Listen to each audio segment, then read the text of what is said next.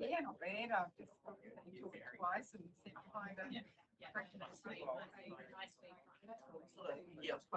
that's always fun. I thought I was going to be late. Because the 2 months of rain.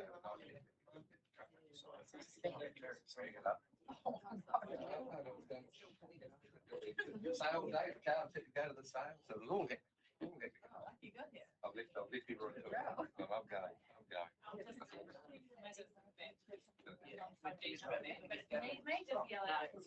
Because I'm going to sneak off early. I'm going to go to lunchtime.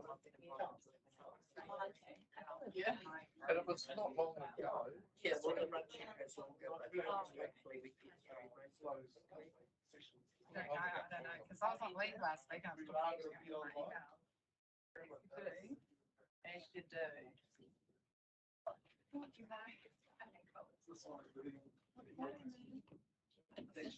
Research, just kidding. Just take. You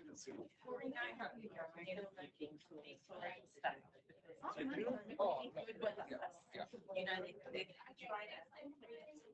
get through everything. Yeah, no, it's like. Oh, it's really hard. I mean, Yeah. we were able to take a couple of time shop at home. We wouldn't be. Yeah, no. Oh my God, it's great. But it was, you know, I was also very conscious that I could make a fuss because, you know, it's very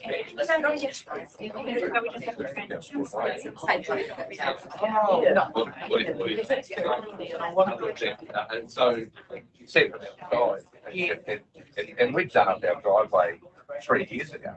And it wasn't good enough. So, you know, 48 years.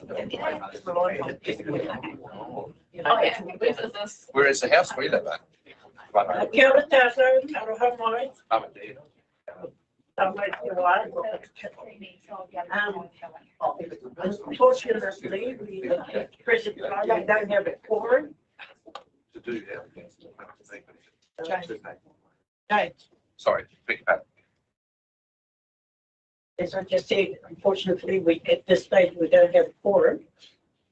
And 3 Kiwi representatives or 3. 2 people. Very little record. They still, if you do tell me, they still coming. We've only had one policy from Glenn's. Oh, yes. And an apology from Tara. Tara.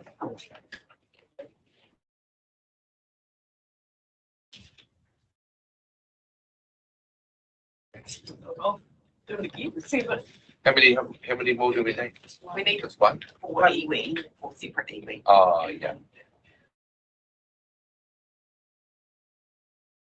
Yeah, the 2 is not.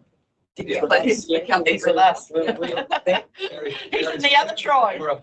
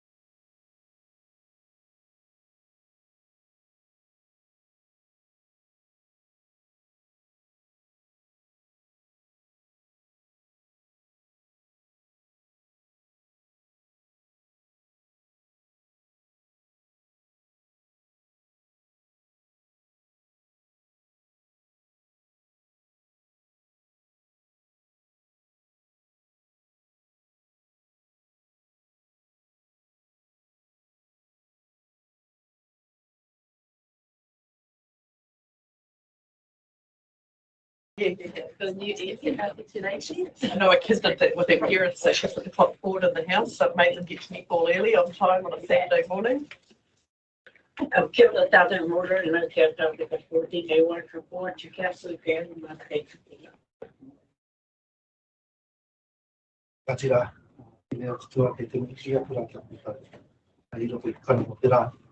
Me tino tai ko tātou hui ngai i rona ka tai kei te tāna.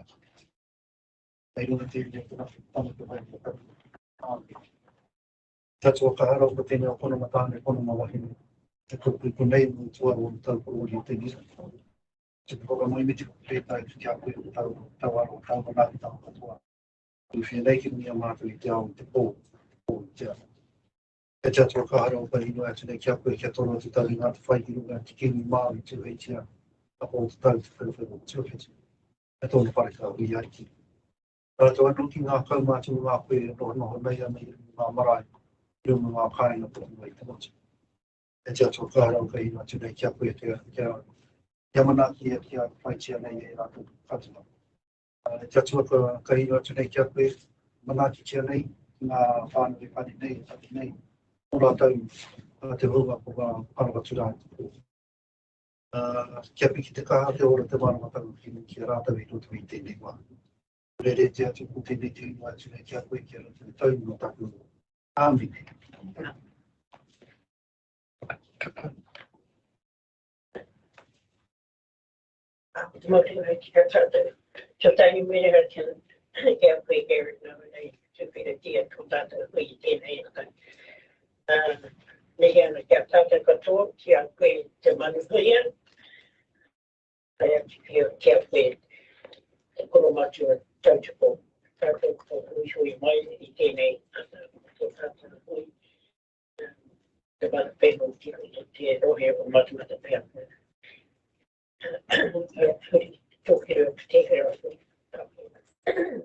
Just welcome everyone this morning. I just want to remind us that this meeting is being live streamed, and I want to welcome our visitors. Here we can come to the time they have to create a payment.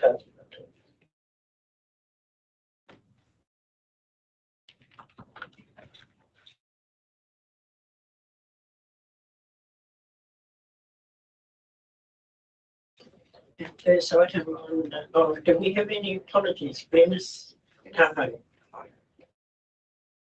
Further apologies. Has someone moved that those apologies be received, please? Thank you, Jim. Seconder. Leo. All those in favour say aye. Contrary, carried. Are there any other items that needed to be added? If you want to,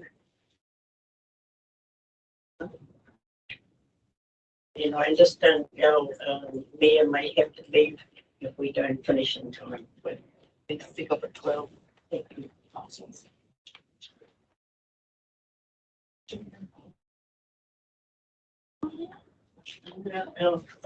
Is there any declaration of interest? No. So, Mike, can we add something to new business? It's the alternative ed.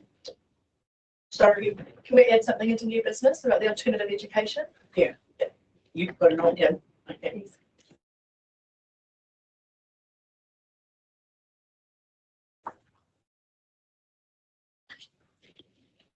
Okay. Confirmation of the previous minutes. Someone.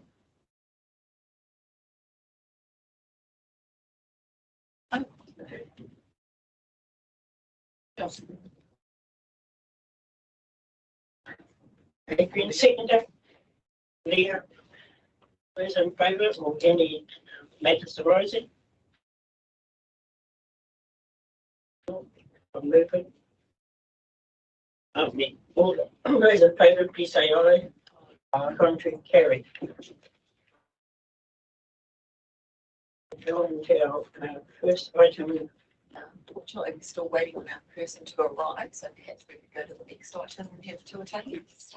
Okay, well, thank you. Data from the so,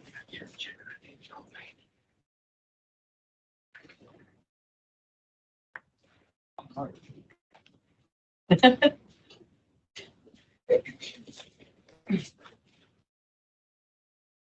tātou mā, mi ki so ai tātou te karakia, tātou mai no te mawhi,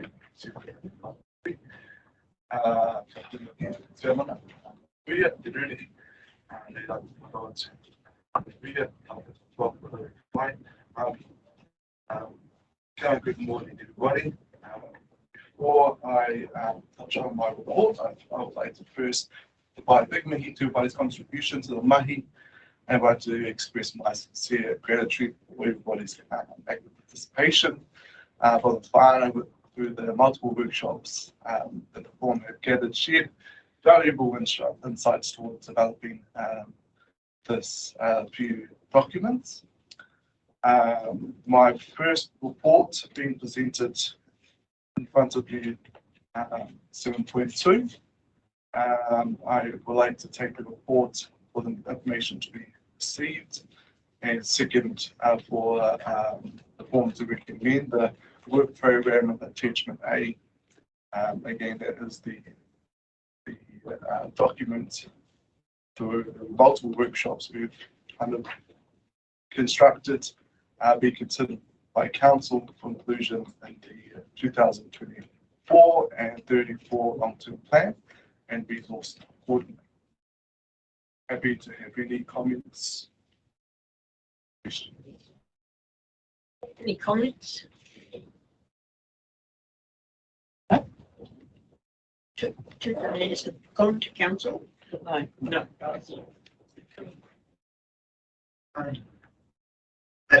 Just take the opportunity to meet you. I think you've done an awesome job capturing, I guess, the discussions that were held through those workshops that we've had, and being able to bring it forward in the way that you had. So I think it's great. So yeah, it's not jumping. Easy work. Jill? Yeah, same tuatahi. I think the process has been really good for iwi, being able to actively develop these from an iwi perspective for what I see as the betterment of our whole district, and helping to shape the future of our district together has been really inspirational and heartwarming to be knowing that we're going through this process. And so I'm happy to move both the motions, and I've provided a letter of support along with to support that as well. So hi. And it's nice to have it before it goes to council, just to show it up. Right. You need to be. This is part of the journey, right? It's just starting the journey. We're only really just getting underway. This is the first time, because so it's the opportunity going forward. Thank you. Madam Chair, is there I guess a requirement for you to support the Do we all need to give it? by the that'd be really cool, eh? I can't help but think how much we could achieve if there were more of you than jobs here. It's been moved by Joel, and it's all been, favorable comments to this report. So it's moved by Joel, we just say it's Gary, second. All those in favour say aye. Contrary, carried. Like you say, Madam Manawhenua, that it's the way forward, and we hope that the council will see this report back. If we will continue. Yes, tuatahi is the next item as well. I don't mind. Yes. Continuing on, my next report, 7.3 is proposed e-respiration statement. And again, this is aligning to the previous report. I'll like to take the information to receive to also have the e-respiration statements and attachment A be received also. And for the form to recommend to council the iwi aspiration statement being incorporated into key strategic documents, and those documents that were discussed and highlighted in the previous workshops. Open to any comments or questions.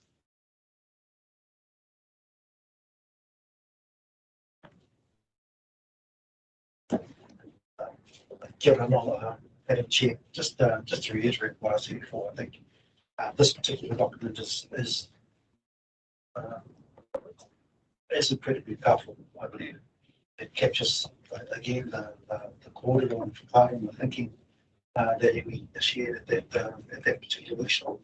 I think the way you brought it forward under these headings is also quite a powerful way to bring these kind of conversations forward. I guess my question is really for my fellow councillors and maybe staff as to how your perspectives might be about how this particular language might land with council going forward. Exactly the question that Jill just asked me. So she's anticipated your every move, Gary. Yeah. Yes. Oh, I think you it is a good question. You summed up a little bit, the agent. It's a start of a journey with the council too, isn't it? You know, it's some so yeah, it starts a dialogue. It starts a bit of a journey around the aspiration of our iwi, which is good. What we don't know, what we don't know. But yeah, the challenge is to try to accommodate everything in a long-term plan process. So that's the, you know, some of it does come down to money, sadly. So it's just about what we can do, what we can't. But it is a journey, yeah. Do you see them aligning with everyone else's? With everyone else, Vision. every other council, Yeah. or I think that would be fair. That would be starting in other councils too. I think it would be a fair comment. And some councils are obviously more advanced than others, but have more resources than others too. So yeah. I guess the challenge will be how we fund it going forward and the steps we take. You know, and I think that will be the thing is one of the priorities, because you know we can't move everything in year one. So how do we move that forward? And that's going to be probably the conversations that we have as to where the journey, how the journey progresses and how quickly it progresses, and you know, where we can incorporate as much of this. And there's a 10-year plan. It's reviewed every 3 years. And I presume that it isn't an expectation that it'll all be in put in, you know, it's going to take a little bit of time to put into place. I think that would be the only thing that I would say is in this journey. So I said to Gary last week, we're all getting to know one another a bit better, I think. You know, and I mean that in a honest, authentic sense that, you know, we do need to get to know one another. I think that's not, you know, and that's that journey that we're on, is getting to know one another and how we can work together in partnership. You know, like what things can we work with. If I'm very well, Gary said before, I mean, acknowledge the hard work to a day, in particular that you put into this. I think, you know, that puts it in front of us, and it's done really well. It's done in a logical way, and it's good. I congratulate you for that.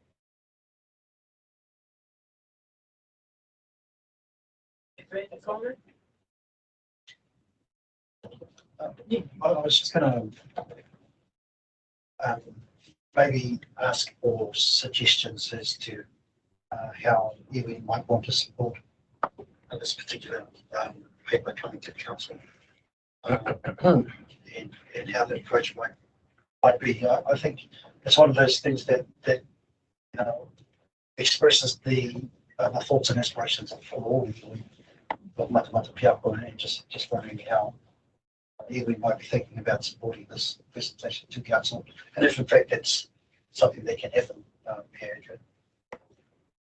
Yeah, good question, because it's all part of the long-term plan process. So I guess it's how it's put into the documentation going forward. because it will all be included in a submission process too, and where it lands. So yeah, I don't have a view on that point. I think that's where obviously James and I are part of the Manawhenua forum, and you're here too. So there's requirements there that have to be fulfilled at some point. So yeah, I'm not too sure. I think you've got I don't know how it'll work because it's not a public submission. You know, it's just that long-term planning process is where it gets slipped in. Whether Erin wants to add anything to that, like to give a bit more clarity, actually. Thank you, Erin.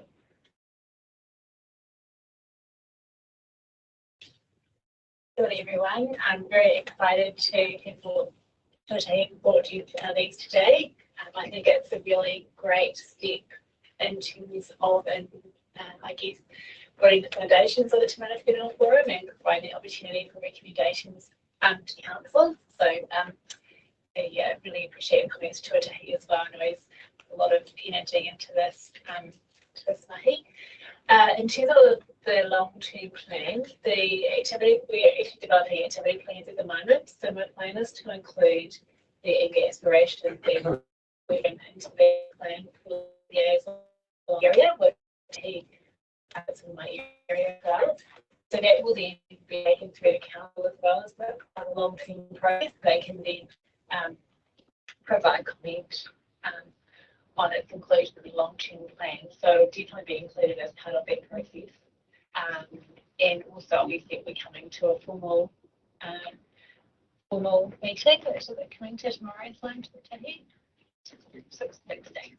So very and the timing's perfect in terms of where we're at with the long-term plan as well, in terms of our direction getting and in terms of council discussions. So hopefully that's helpful. Good, Fire. I just wanted to sort of add, I can hear a lot of the barriers coming from council side along the corridor. What I, where I think the conversation needs to get to is we know that there are going to be steps in a process. We know that, okay? Everyone knows that there's going to be steps, and how this is implemented is going to be put to staff who I believe are very aware of these steps. So I think for council needs to really think about what things are, their goals, aspirations, right? And it's a start, it's a baseline.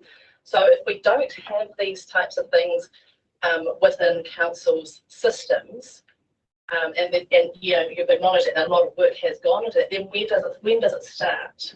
Is my question to council. So stop thinking about all the barriers. I get it. You know, you know that we deal with all these sorts of things every day. But when do you start thinking about the good things that can come out of these and implement these sorts of structures and systems to enable you know, some really good progress, which is just for Māori. It's for the district as a whole. We are a part of our wider community. You know, we're not just a minority stakeholder group. So yeah, that's the sort of corridor that I would like councillors to start taking off that lens of always looking at what the problems are and start coming up with solutions of how to be more enabling. So, you know, that's the sort of focus council. I mean, I know staff try to do that quite well. So yeah, that's my sort of kind of note there. Yeah, I'd agree totally with that as well. And if you actually look at those aspirations, some of them don't cost a heck of a lot of money. It is about that getting to know each other. And you can actually accomplish a lot of those aspirations just by, whanaungatanga. So yeah, you're right. Let's just look at how we can enable that. And this is the first time you've got a document like this. So why don't we celebrate it? Why don't we invite iwi along to a launch of this document? I'm happy to go along on the 16th and support Tuatahi and actual, you know, the council hui, and I'm sure other iwi will as well. You know, like let's, I don't know, scream with the rooftops. This is awesome work. We'll be celebrating that.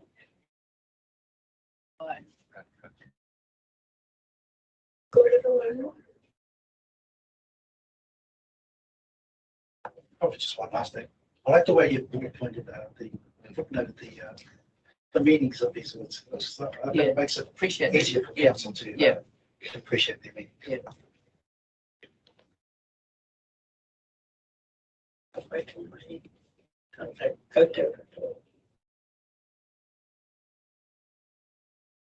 So do you want us to say on the 16th? But come in whether you want it or not. Challenge council's thinking. No further comments, someone move this report. Thank you, Gary. Second and everything. All this in favour, say aye. Contrary, carried. Thank you.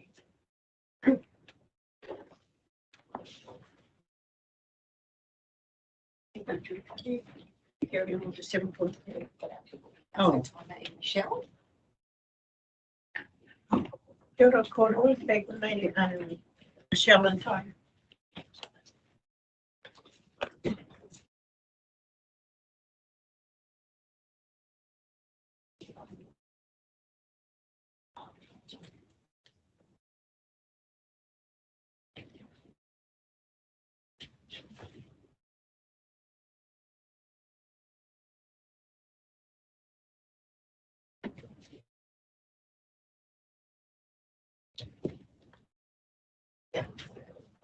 Who wants the victor? Yep.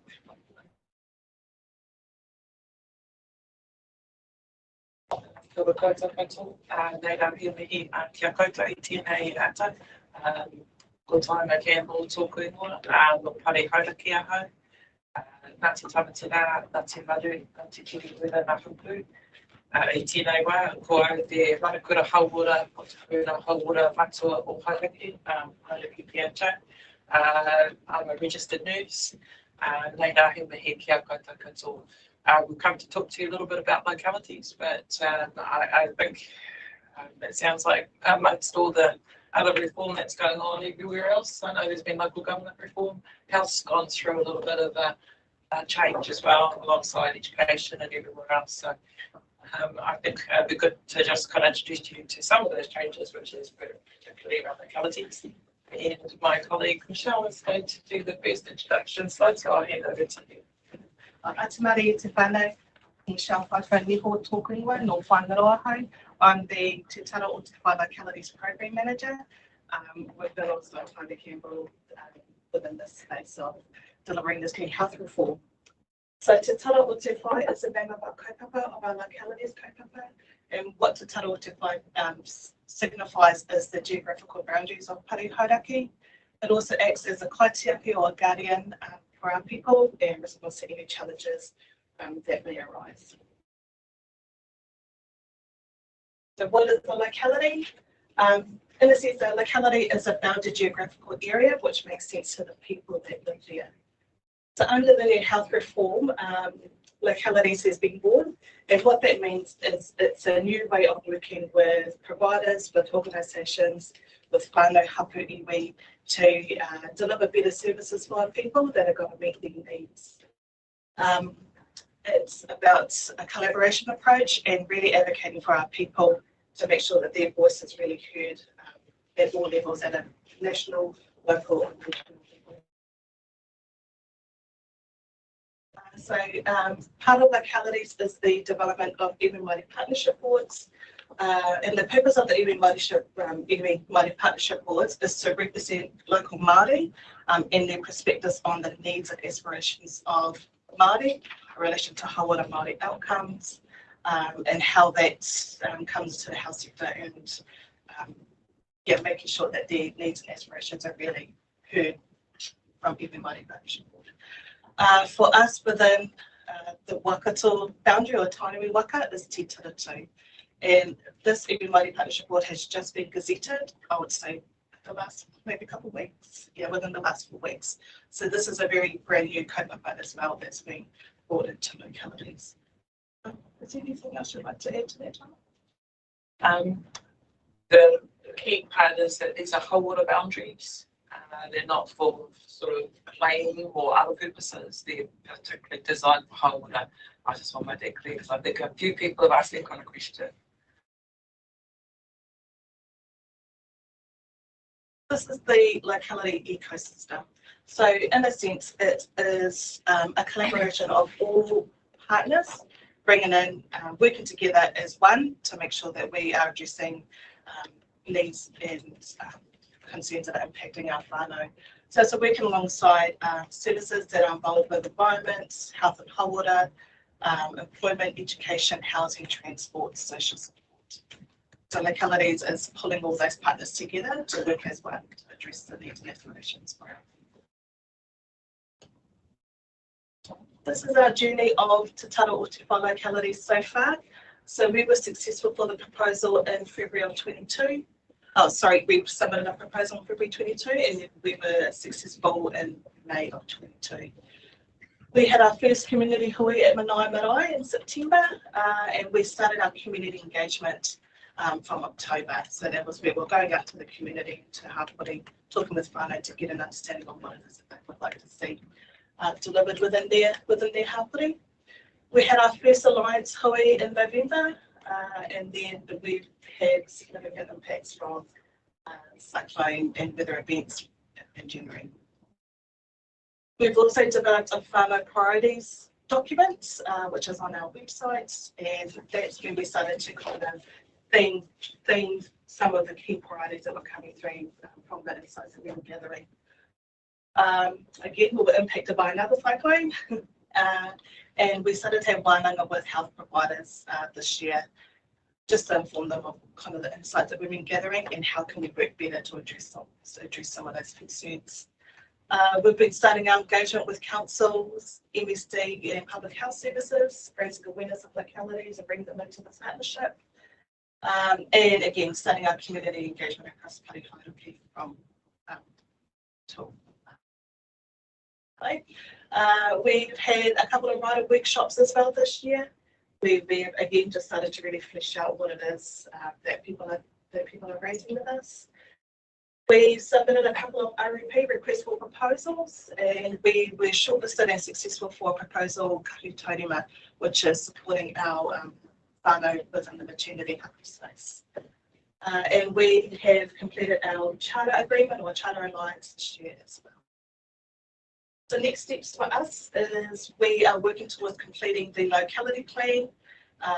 We're doing ongoing communication with whānau and engagement with hapori and services as well, again to raise awareness of localities and bring them into localities. Designing a plan for collection, analysis and developing a community insights and outcomes document. We're going to be developing relationships with Te Tiratu Iwi Māori Partnership Board, supporting the rollout of localities across Tainui and contribute to the Thames Coastal Recovery Plan. So with our gatherings, some of the insights that have been coming through from our people across Parihairoki, one of the pātau that we've been asking our people is what matters most to you when it comes to health and wellbeing. And these are some of the key things that are coming through. So our whānau are expressing that they're wanting more social housing and the need for warmer homes, the need for more affordable healthcare, to have thriving rangatahi, the need to feel to be treated with respect when our whānau are engaging with these health and wellbeing services, more support for our mama and pepe, more support for our ageing population, and the need to access health and wellbeing services within their own hapori, and more options of care. Another pātau that we've asked our whānau is what services do you want improved or delivered to you and your community? Again, the high level key themes that are coming through is the need for mental health and addiction services, background support for that, to be able to access after hours and emergency care close to their homes, coordinated integrated pathways of care, a broader focus on hauora, visiting specialists with specialists coming into the community instead of our whānau able to go out to access that support, the need for more residential care, better access to GP services and more models of wellbeing care. So with all those insights, we've been able to theme some key locality priorities. and we've identified 8. So the first key priority is Manawhenua, which talks about housing first. So this is a need for our people to have warmer, drier homes right through to the need for more residential spaces. Urgent care, healthcare when I need it. Again, our people wanting to have that access close to their home, as well as preventative care. They want to be kept well and kept close to home and have those services within their hapori. It takes a village. This is talking about our maternity space. So again, more background support for our whānau, mama pipi, during their haputanga. Rangatahi, to have a sense of identity and belonging. So our rangatahi have expressed that they wanted to feel connected to the whenua and have experiences and resources to do that. Whānau experience are more than just a number. So again, our whānau really wanted to feel validated and heard when they are engaging with these services. Data and digital, people are asking to have better ways of accessing health services and utilising digital technology to do that. And rural workforce have told us that they feel like they have no days off and they are working pretty much 7 days. So they need to have more of a workforce wrapped around our people for the day. And finally, these are our partnerships. So these are our partners that are working with us to work on addressing some of these priorities for our whānau. This is our alliance as such. And our alliance is a group of providers across the board, council, health, social service, to work together to achieve equitable outcomes.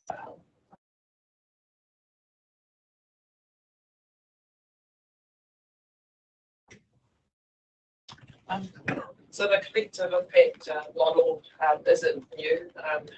Health hasn't used it particularly well, but other sectors have. And so this is our effort in terms of trying to bring together different partners with a shared common agenda, sort of coming together under the umbrella of charter. The charter is essentially sort of in terms of reference in kind, if you think like. A lot of the clauses and requirements are in there, kind of no surprises to people, but they were a little bit prescribed to us. But they sort of outlined the role of the alliance in terms of giving some direction and leadership for the locality activity. Councils has a right of membership on the alliance, so it's been a little bit slower than we probably would have liked to have kind of extended the invitation to the council members here, or at least a representative. We have representatives from TCDC and from Hauraki District Council already on there. They're not always the mayors, but all delegates. It enables us to work more closely together. I don't think that health has done that particularly well in the past, but I think that's the direction that we're sort of being pushed in towards. And that's the same for all the other sort of Crown agencies as well. So we also have an open invitation, open door for any Māori providers, Māori entities that want to join. It's largely an opportunity to kind of share thoughts and ideas. So it's also about bringing skills and resources to the table. Is it just kind of a passive kind of opportunity?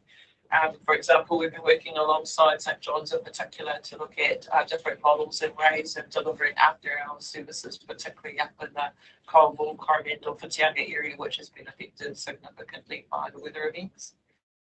We're looking at opportunities to work alongside them to grow our workforce, and so to take the people that were part of all the weather events as first responders, working alongside civil defence to grow a career pathway for them if that's what they would choose to do. So, you know, if people are interested in becoming paramedics, you know, we're kind of keen. And I guess looking at really how we work as a collective rather than in competition with each other. So the charter is just a tool for bringing together. The Matamata-Piako is the backbone organisation for the locality. So I guess I describe ourselves as holding the tea towel for the rest of the community about what we need to do. I think we've gone out to a large number of communities and had lots of feedback and thoughts, and now they're tracking us down and sort of saying, hey, we want to talk to you about these things. We want to do a better job, I think, than the DHB used to when they went out and about and talked to communities and took away those kinds of, those ideas and thoughts and then packaged them up in contracts that have been inflexible for a long time. And I guess we do get the opportunity to influence some of the service redesign that's going to go on. We've got some funding attached to the localities to be able to do that. But the lion's share of everything sort of is still part of the, I guess, the total budget for Te Whatu Ora, who hold the lion's share of all of the health resource for the country. So I guess it's just a little bit of insight around kind of what we're trying to do. It's we're a prototype alongside 11 others. So it's a bit of an experiment at this stage, but it's a very similar direction to that's been undertaken in the UK. They went through a period of significant health sector reform sort of more than over a year ago. And they already had local-based approaches and locality-based approaches in place under the NHS. We try not to reinvent what the NHS do, but there's some kind of a little bit of a link back, and there are some other countries that have done a similar approach. We don't hold the budget, which is a slight variation. So there's a commissioning-based approach, which I think we're getting our heads around. So instead of me sort of saying and purchasing X from a provider, because that's what I think the right thing is to do, we're going to have a conversation about what the right thing might be, what are the resources that might be required, and how can we reorganise or resources to be able to achieve that. That's not yet been tested, but that's our mission to be able to do that as part of this activity. And we're all very much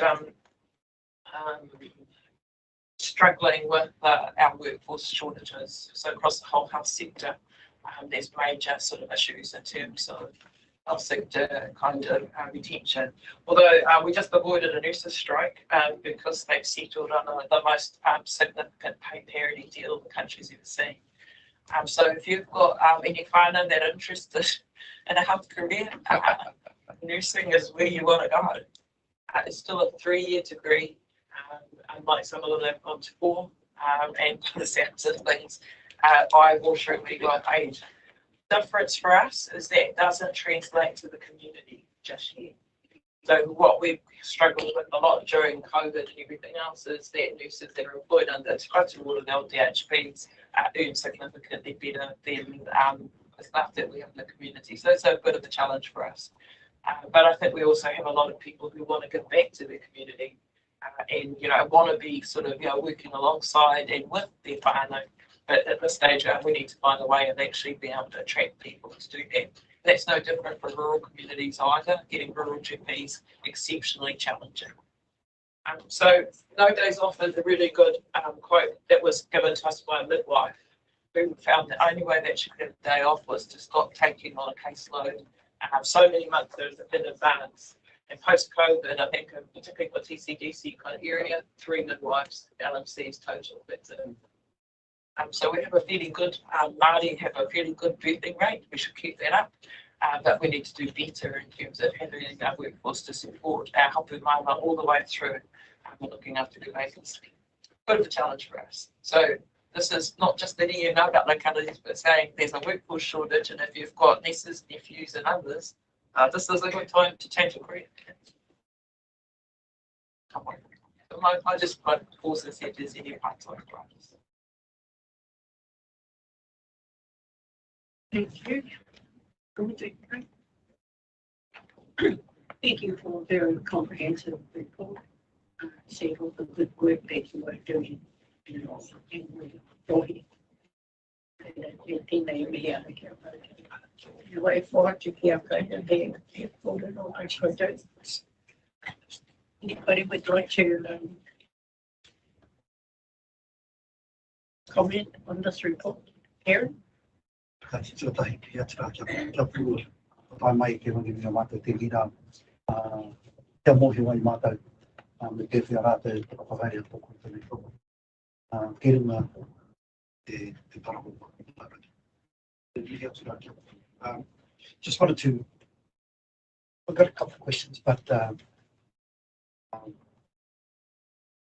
probably the first one is just some clarity. So this this is a whole water service that's provided to the whole population of Hauraki or the area that you're responsible for or will be covering?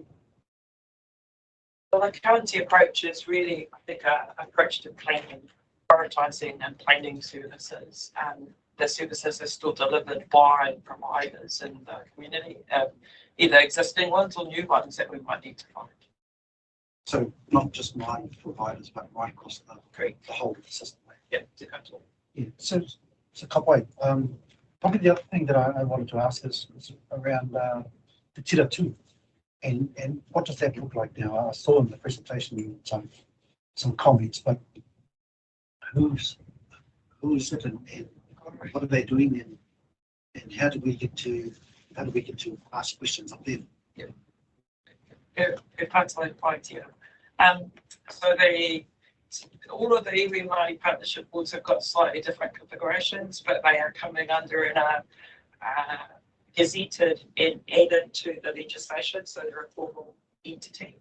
The Te Tira 2 is chaired by Katarana Koch from Paikowa, and it has all of the Māori, I guess all the different iwi reps on there. So the rep for Hauraki is David Taipari and Glenn Tupuhi.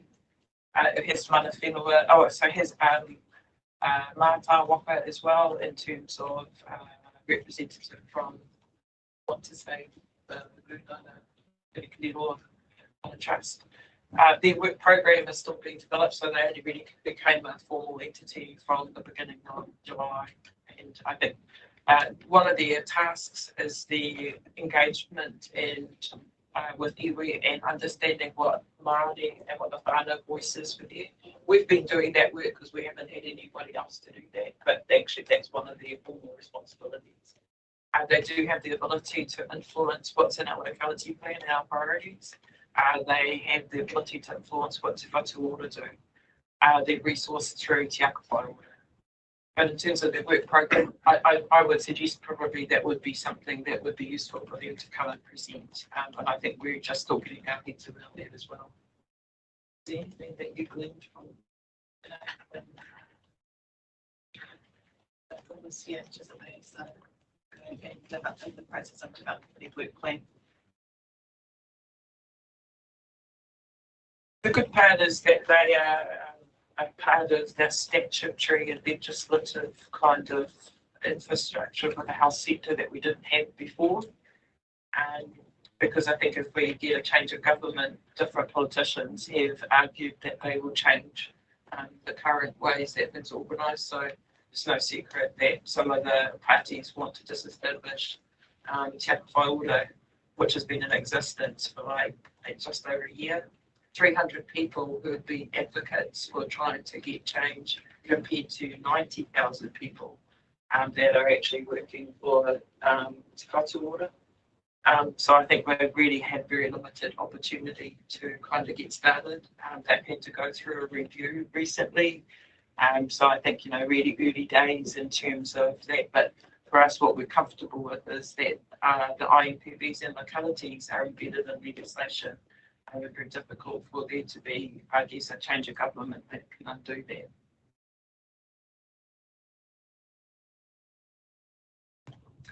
Okay. Thank you. I'm just interested because I guess with localities, there's always going to be those fringes around the boundaries and how, because Te Araha sort of fits sort of Hauraki, and I think even Matamata, like the Hauraki PHO, where are the boundaries? Because I guess if there's a locality then formed or this way, there's going to be crossovers, isn't there, between organisations? But I guess it's for them to figure out where they how they support. True, and I think the next tranche or the rollout of more localities is starting. It's starting where there are already established IMPVs, so there's not sort of the same conversation here and from a Tainui perspective, but I don't think that'll be far away. But you're right. There was the process to define the boundaries that we've got now. We said this was phase one, Phase 2 was going up to Tāmaki, because Hauraki has kind of, a connection up to there as well. But at the time, we just did what we knew. Yeah. And so I think what we're starting to see is other localities starting to match district council boundaries a little bit more. For data purposes and for other things, that makes life a little bit easier. But yes, we're kind of a little bit odd because we're a bit of both and a little bit of Matamata. Yeah, because Te Aroha is part of our whenua. Oh, again, it's another journey that to try and improve the well-being of everybody and working together. I think that's the biggest thing, isn't it? Is the silos. It's that collaboration and working together. Yeah. Oh, yeah. Thank you very much for coming in. I think you're back tomorrow to council as well. I assume, are you no, not tomorrow? No, we're going to discuss. Okay, that's what we're discussing. Yeah, no, that's cool. Yeah, no, well, I just hope it goes well. Like I learned with interest when I heard that it had been formed, and I thought, oh, this is good. I look forward to hearing the corridor around its information. I think the intention is that we working collectively, we will have a better understanding of what the needs are in our community, and collectively we'll be able to work out how we can meet those needs. So it's a bit of both, and I think we've learned a lot about councils. Like this has been a really big learning curve for me, understanding how councils work. I wish I had known about them sooner, but I think the changes in both councils and also the weather events have forced us to kind of get to know each other a lot better. And so I'm looking forward to kind of extending that opportunity and getting to know the rest of the councils and our locality a little bit better as well. I'm here to Te Korua, no te whiu o Hauraki no ngā te maru, ngā te tamatira, me ngā te tumutumu o ku iwi, no te kaipakairo ngā te tumutumu trust home, ko John Taylor tōku ingoa. So yeah, kia ora koutou. It's I just want to say thank you for your presentation. And as you say, it's going through a process, and it's good to get to know council as a Hauraki iwi. It's good to meet you. And I suppose for me, it's about with your entity, with the korowai, is making that connection and how we, as Ngāti Tumutumu ki Te Aroha, can contribute to whatever is going forward. So yeah, just wanted to make that connection.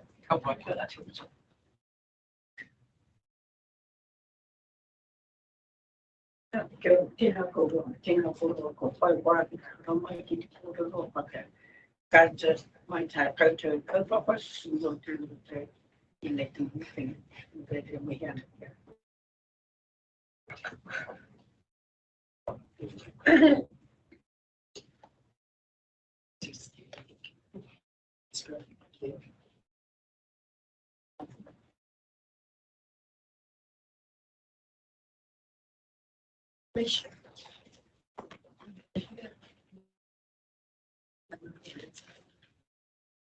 Oh, this way. Someone move the district clerk to receive. And if I need a second down. Andrea, all those in favor say aye. 1-3 carried. Thank you. Now we have Ramesh. Yeah. Ellie. Ellie.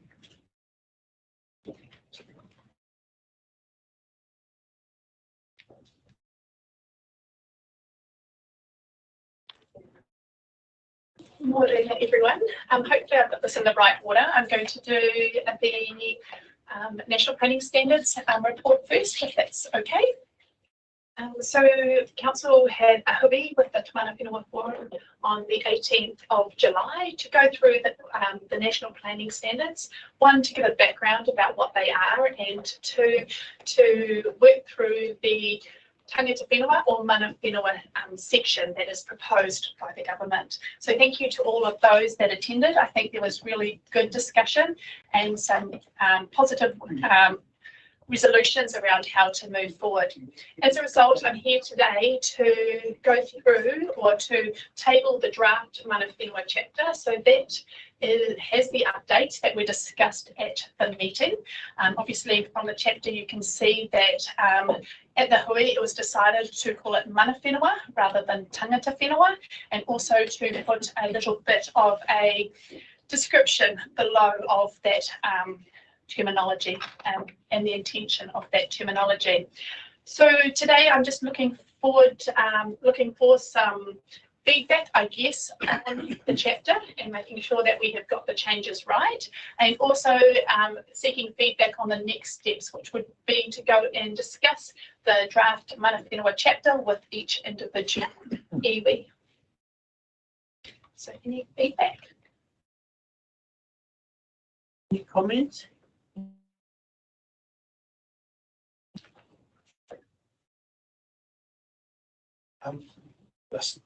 Sorry, but this is the document that's ready to go into the plan. This is the draft document that we will start to engage with each individual iwi, and just to double check that all of the information is correct. I also understand from Tuatahi that the iwi and hapu values was given agreement or given the green light this morning to go ahead, and so those will be placed into that part of this chapter, and also we'll work with Tuatahi to get some sort of from those high level values to get some relevance to the district plan, just like the New Plymouth district plan example that we went through at the hui. If I can just add one more question. Have you got the list of iwi? So in reference to Ngāti Pao, will you be speaking to Tahoe and Glenis, or? So we will be talking to those, happy to do those in the Te Manawhenua forum, but also those that are shown on the Te Puna Kōkiri website.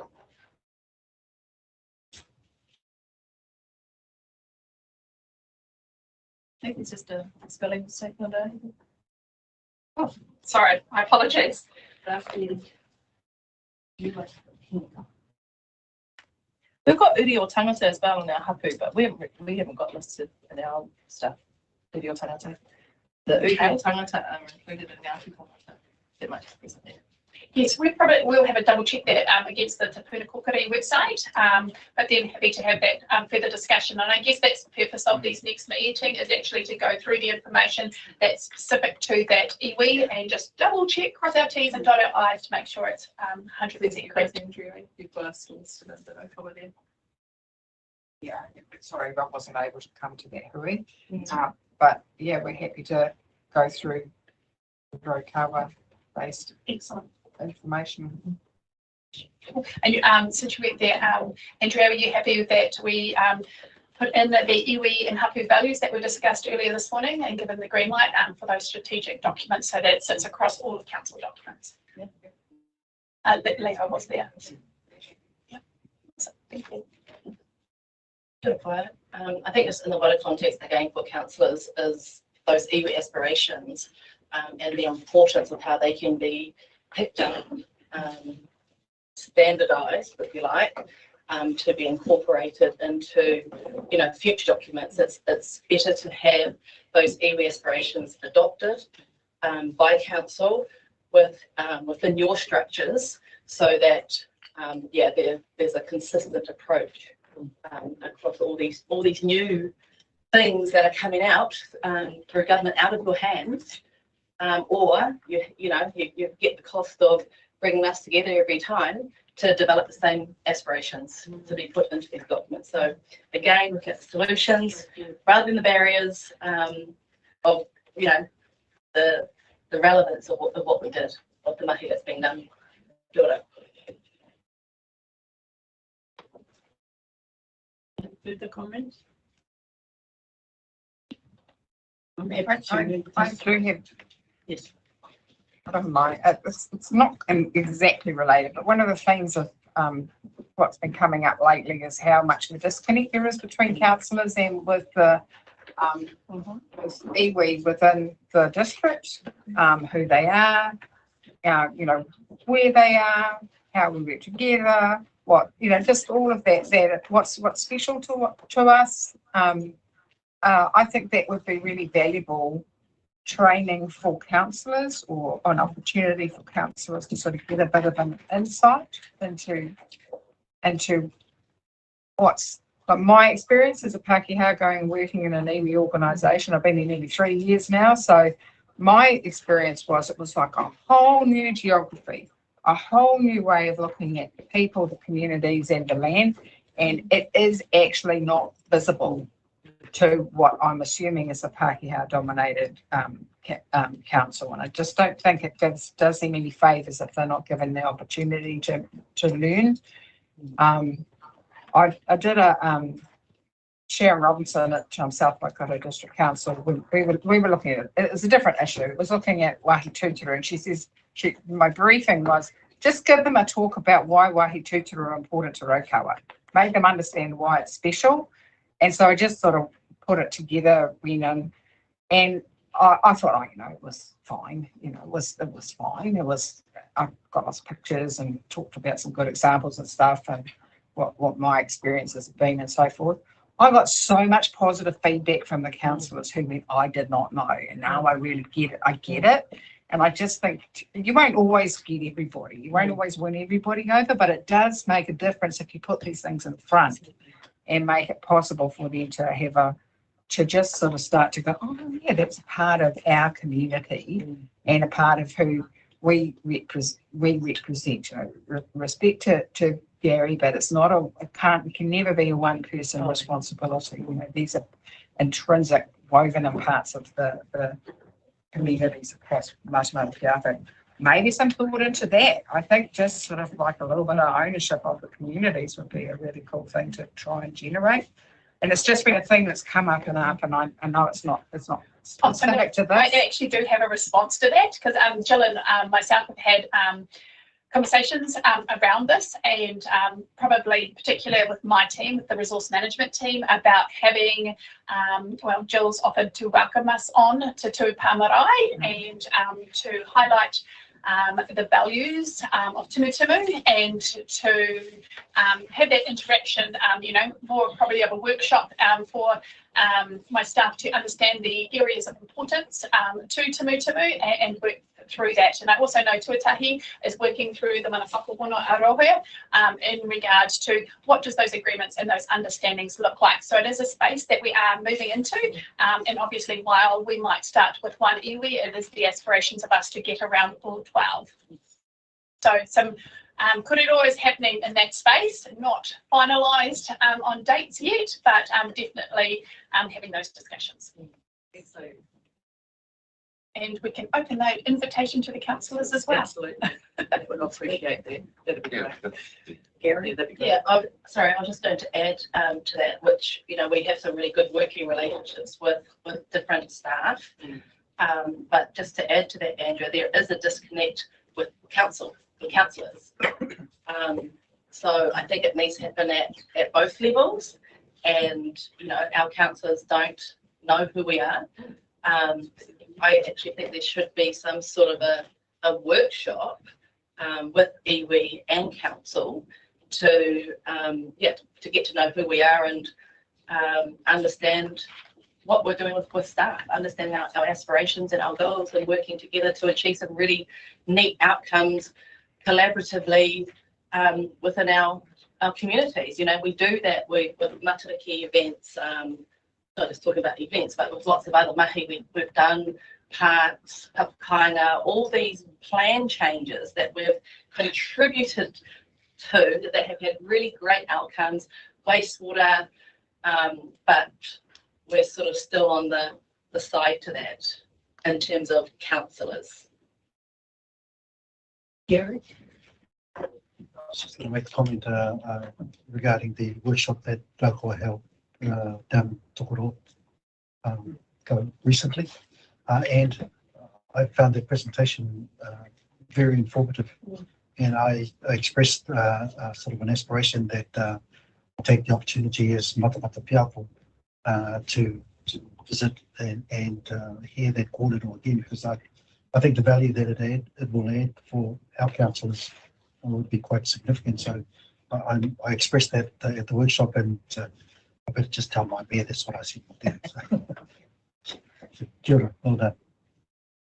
Just want to mention, Ellie, that Ngāti Hoa, and you're talking about that we have 5 marae, 4 hapu, but 2 of those are outside of your area. Yes, yeah.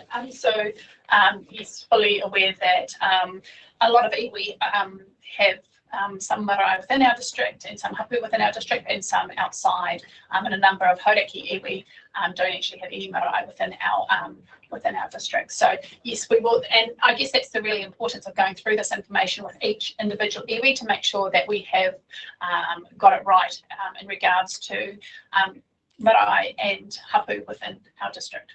Thank you. I think just in closing, again, want to thank staff for the mahi that they put into and drawing a lot of, information and ideas, etc., out of iwi and in towards generating these, this mahi katoa. So I'm happy to move the recommendations 1, 2, and 3. Thank you, Jill. Second. And I rangi, all those in favour, say aye. Contrary, carried. Thank you. Yeah, if I can just jump on to the next one. So the district plan update. So hopefully I can take my report as read, or Commissioner's report as read. Unfortunately, she couldn't be here today. So the first one was Papakainga, and thanks again to those that attended the hui on the 18th of July, just to give an update of where we were at in regards to the Papakainga plan change, and also the good feedback we received on the toolkit, and we are really looking at how that is drafted. So thank you very much for all of that attended, and also for the nominations for the panel members. We're currently working towards trying to finalise that panel and also get a hearing date. So thank you very much for that, and those would be the next key steps in that process. Waharawa, we are still working through that. One of the things that has sort of put a little bit of a hold on that plan change is we're just updating our housing and business assessments in regards to our strategy of how much land we need, how much business, residential and industrial land we need for the next 30 years. And that will be defined in the short term, which is 0 to 3 years, the medium term, 3 to 10, and the long term, which is 10 to 30. So we're currently getting that, and that will come back to everybody once that has been finalised. Plan change 57, Calcutta. So this plan change seeks to rezone approximately 41 hectares of industrial land on the outskirts of Matamata. We have tentatively booked in a hearing in November this year, so we are currently working towards that time frame. The submissions and the further submissions are up on our website. Plan change 58, Avenue Industrial Park. This also proposes to seek more industrial land, but this time in Morrinsville, approximately 14 hectares. It is just closed for submissions. We're currently summarising those, and we will be going out for further submissions shortly. We're looking to do the hearings for these 2 plan change back to back, as they both deal with industrial development within our district, and are looking to use the same provisions within our district plan, a new general industrial zone. Private plan change 55, Fonterra Waitoa. So this plan change again is a private plan change and seeks to update the noise emission control boundary around the Waitoa dairy factory. I understand that they're doing community consultation at the moment, and we're just working through finalising the noise provisions and the noise levels within the community. Hauraki Golf Forum. So Kamish is more across the Hauraki Golf Forum than I am, but there was a meeting on the 12th of June, which Mayor Toby Adams, who is elected as the co-chair of the forum, chaired the meeting. Kamish will give another update, I think, at the next meeting. There was nothing significant, I think, other than what is raised in that agenda item. And the last one was the National Planning Standards, which we have just been through this in the item before. So if there's any questions on the plan changes, please let me know.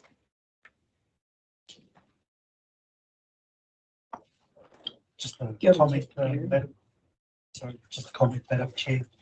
I had the opportunity to discuss the Papakainga plan change at conference over the last week, and there's huge interest in what we do here. I think it'd be up for He's already whispered that in my ear. Yeah, well, that's, I was sitting there the other night going, we've got to put our name in lights, and what a great thing to do. Awesome. Thank you, Gary. We've already presented at the Māori Business and Legal Forum, and that was a great opportunity to showcase what we've done in this space.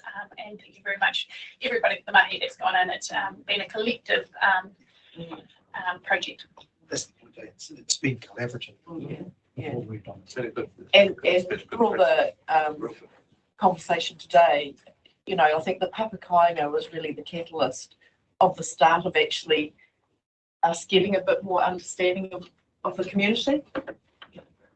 And we'll keep working on it.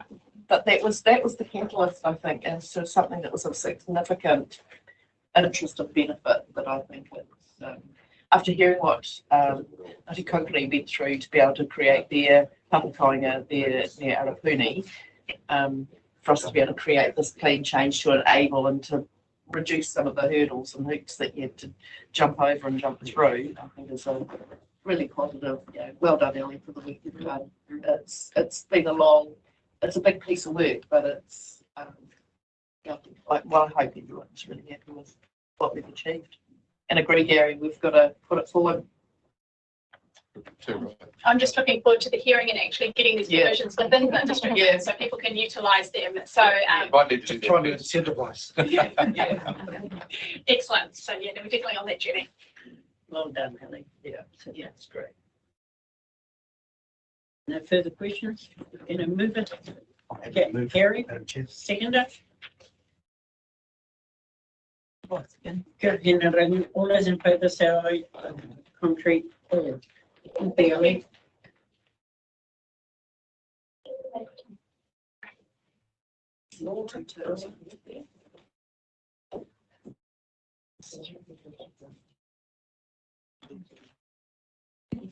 I'm not sure. I just I'm often on a cotton hole. I shouldn't make any coffee. No,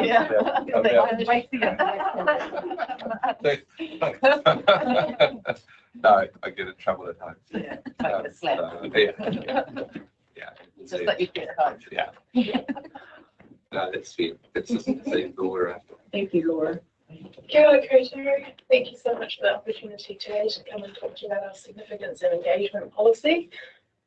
This is a policy we're required to have under the Local Government Act.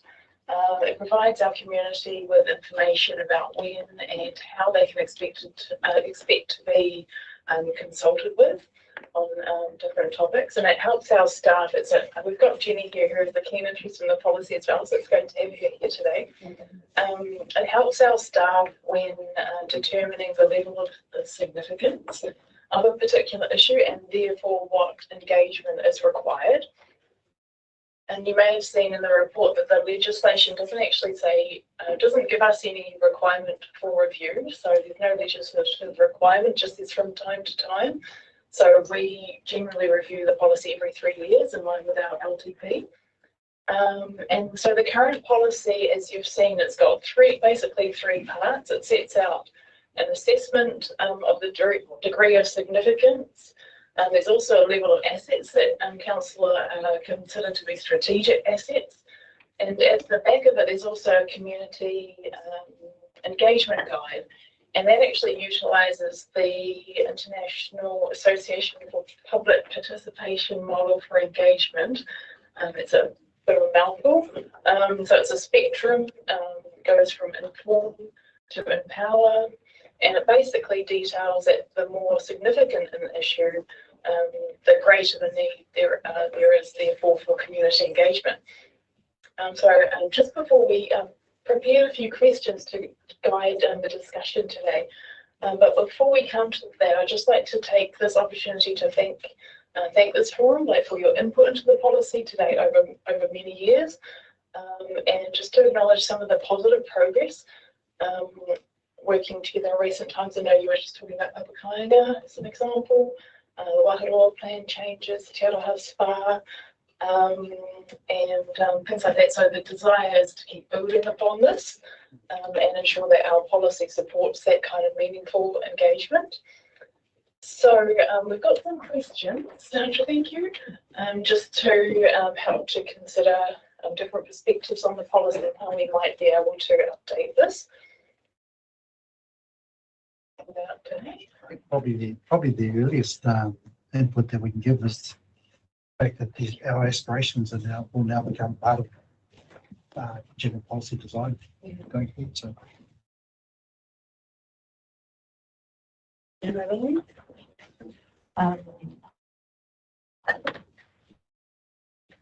I'm just trying to work out how with each project, how it comes into play for Māori. I'm just trying to. Yeah, and I think that's sort of one of the questions that I did have. Do you think that needs a separate section to guide Māori engagement as to, at the moment, it's one of the considerations in a sort of a big long bullet point list, but perhaps there needs to be more detail in the policy? Yeah, something a bit more specific, AJ. I'm just thinking in terms of just when is probably the biggest question there. When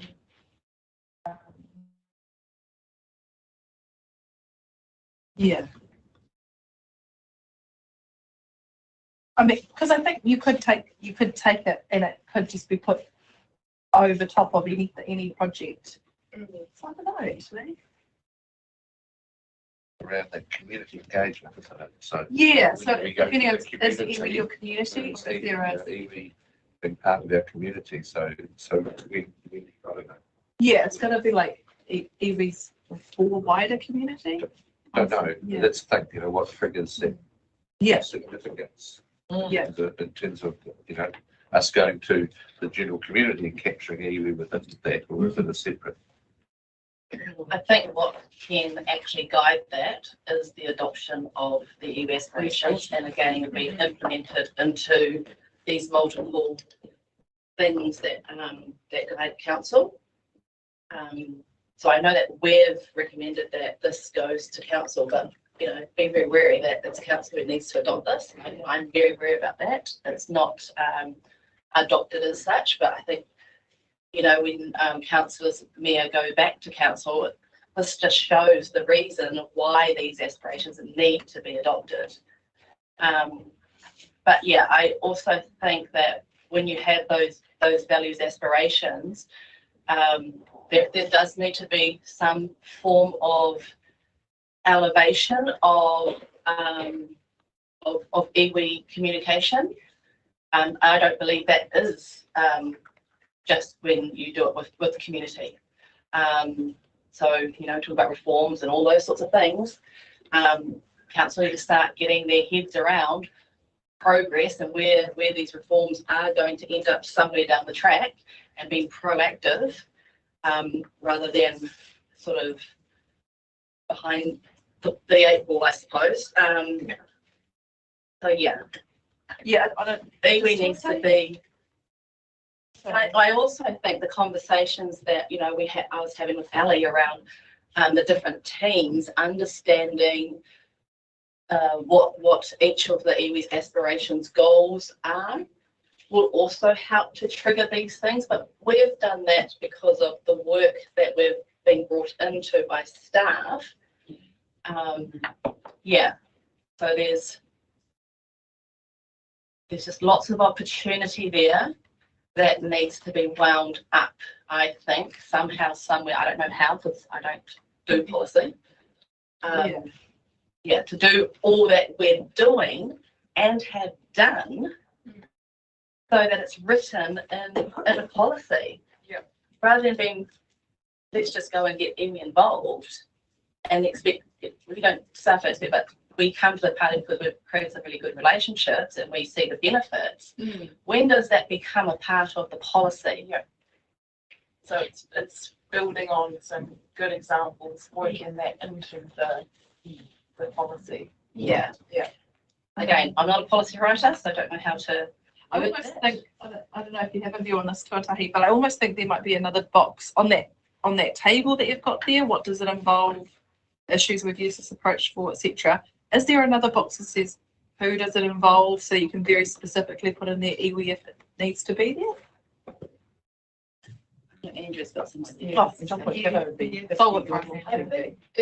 I think there's also a bit of a stick missing in the current policy where we don't consider actually what are the consequences. So we got like the level, like, you know, but we don't actually consider what those consequences actually are. I think that a lot of it will turn out to be practice. Like, you know, policy can only take you so far. Yeah. Policy will sort of direct you towards doing certain things, but then you need to do those things properly. And I think, I mean, a good analogy is, say, so we get resource consents to look at in my team, might get a couple of hundred of them a year. We'll be looking at them and go, okay, we have like a process by which we'll choose which ones we engage with or not. And it's pretty easy. Actually, it's not that hard. Is it inside the takiwā or not? Is it in our areas of association or not? Who else has been, actually, we do this, who else has been consulted with, you know, and do they actually, are they the major Manawhenua in that area? How do we look at working on that, but maybe supporting what they're up to? We will also look at is, how does what is being proposed relate to our areas of statutory acknowledgement under treaty settlements with respect to awa. And I think awa, we take as, you know, the approach that I've got with awa now is if it's a really big thing, then everybody on that awa should have a say, no matter whether it's in their takiwā or not. You know, like happened with the water take on the Waikato awa. It wasn't just Waikato Tainui that were involved. All the river iwi had that opportunity to be involved. So there's like knowing your way around so that you know who to talk to, and you know, okay, we're talking wastewater treatment plants, you probably should go and talk to iwi. So like topics that are likely to be things that are important. The flip side of that, the other thing we do is, so we'll look at things that are specifically very important to the iwi, but the other thing is the people within the iwi are people within broader communities, and one of the stands we take is things that are going to impact our people and the communities in which they live are things that we're interested in going in and supporting our people within the communities. And we will speak up on behalf of others. Like we've had one thing come through in Tokoroa where we felt this, the Pacifica community was being disrespected and said, don't like the way that looks, why are they not at the table?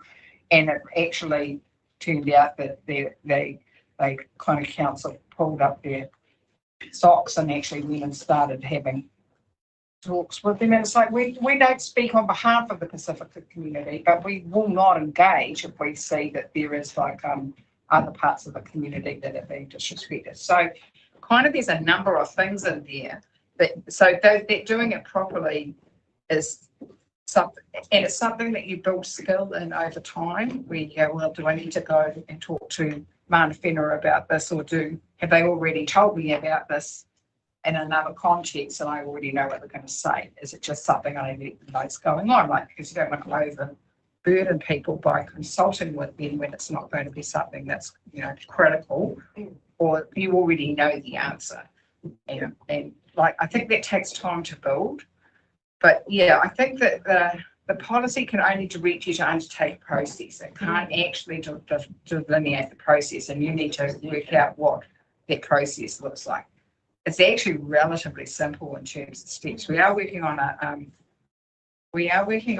a resource consent strategy, which we've been working on for years now, but we're actually coming to the point where we're getting flowcharts together for decisions about who gets pulled in and who at what stages and what does it mean for what processes are followed.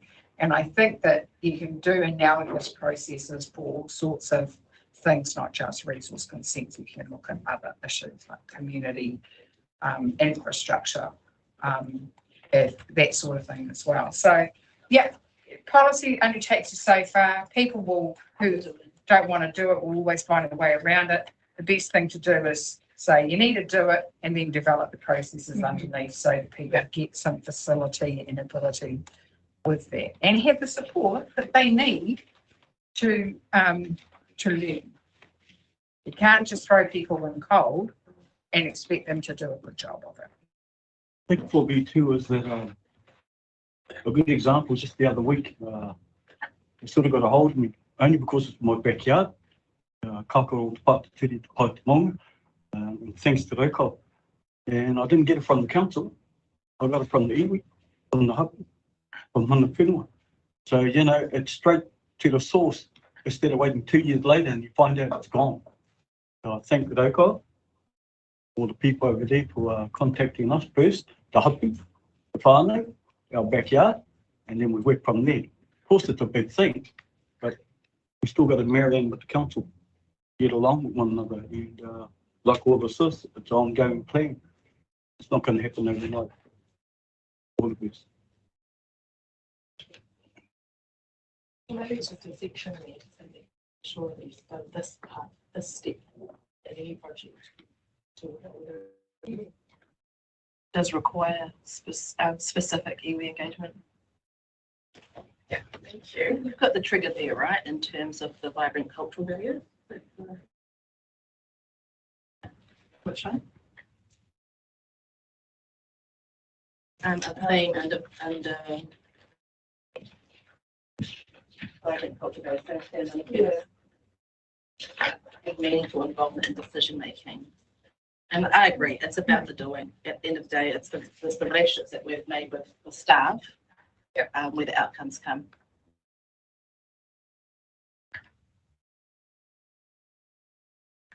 Right, so I do have just one other slide if we want to. If we could just work through a couple of these. Partai, can you think of examples like what works well? So we're trying to look at, you know, how in a perfect world, how would we engage with Māori and iwi? Yes, what are the things that work well currently? What works well is what they're saying, the relationships between staff and iwi. Yeah, the downfall to that is staff leaving and then restarting those relationships, and then staff. I get this is why where I see policy is important, because if there's no policy for the next or new staff manager or whoever to come in, there's no trigger for them to do what they need to do. Right. And what works well is, I believe, just talking with staff and having an open phone policy with staff. And it's the reason we come to these meetings, to these workshops, because we both understand what's important to both parties. And again, I feel like I can't on about this, and when we do that, we get really great outcomes for council. You know. I think another thing too that is currently happening now, it's not until that there's something, an event or something that happens in our area, and that's when the staff makes contact.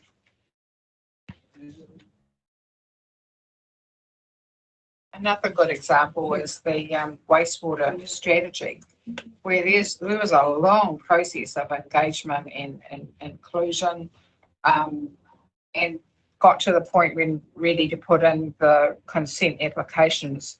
There was a table with councillors, with industry partners, with technical people, with iwi sitting around the table, and everybody went, yeah, we're ready to roll. We're happy to go forward with what's in there. And I think that was an exemplary process. It's being watched. I've heard the word from wastewater engineers that they're watching this process with interest, because they feel that it was very innovative, having the sort of the dual workshop. But you know, iwi could attend both if we wanted to, and having those opportunities to input. And I think that went quite well, actually. So that's inclusive, early engagement. And meaningful, not just like, oh, here's a draft that we prepared earlier. What do you think? which, you know, hey, sometimes you have to, you just have your time constraints, and this was given that good amount of time that didn't mean that didn't have to happen. And we're just sort of starting from the basics of what, you know, what, like really starting from that aspirational ideas basics at the beginning. I think that went really, really well. Iwi came along in the process and could turn up or not. And I think the ones who didn't turn up felt that the ones who were there were sort of looking after their interests anyway, or were interested in only particular parts. So there was a good level of inclusion and opportunity in there. Yep. And positive outcomes like the relationships again, but also the connections with the wider stakeholders. That was a really good outcome. Yeah. Good process. I think with public fire, what worked well there as well was the the one that we did online, the Zooms and stuff. That was good because it gave us an opportunity to involve iwi members, and they picked and chose whether they came, and then it stopped any negative feedback happening. They had an opportunity.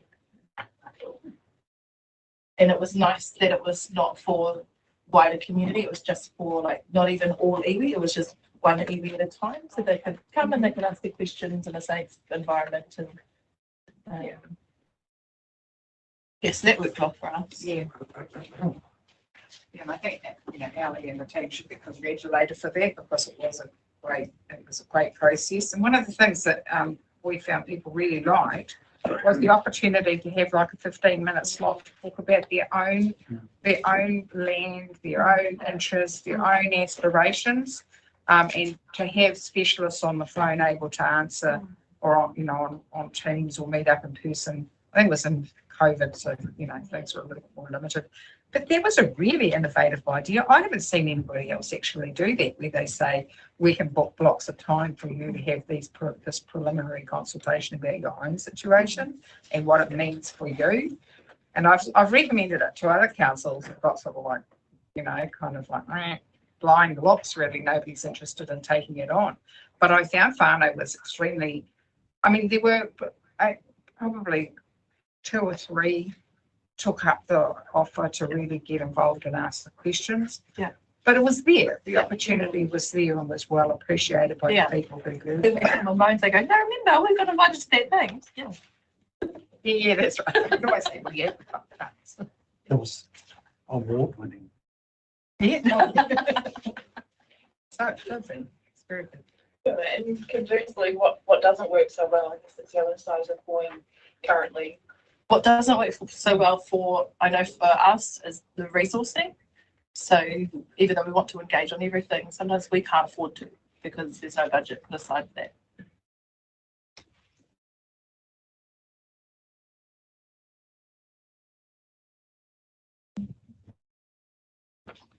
Okay, and what should we be working towards, which we can incorporate into the policy? What is the ideal way of engagement going forward? I think you've had many examples, and what has worked really well is being at the front of the policy or whatever's being done.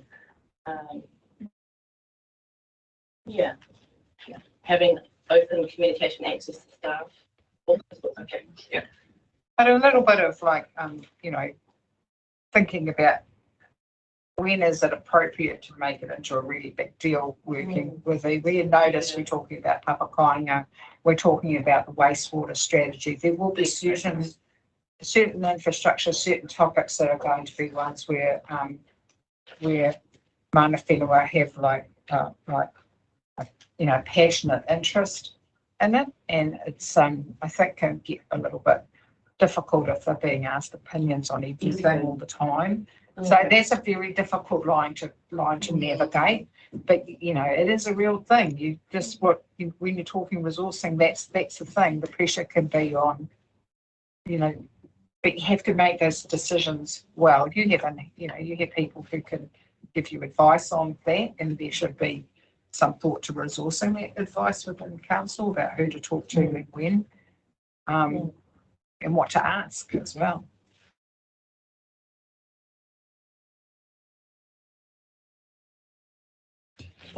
Those relationships between staff and iwi do help that conversation too, because sometimes it is just a phone call. Are you guys keen? Are you interested? Do you want to be part of this?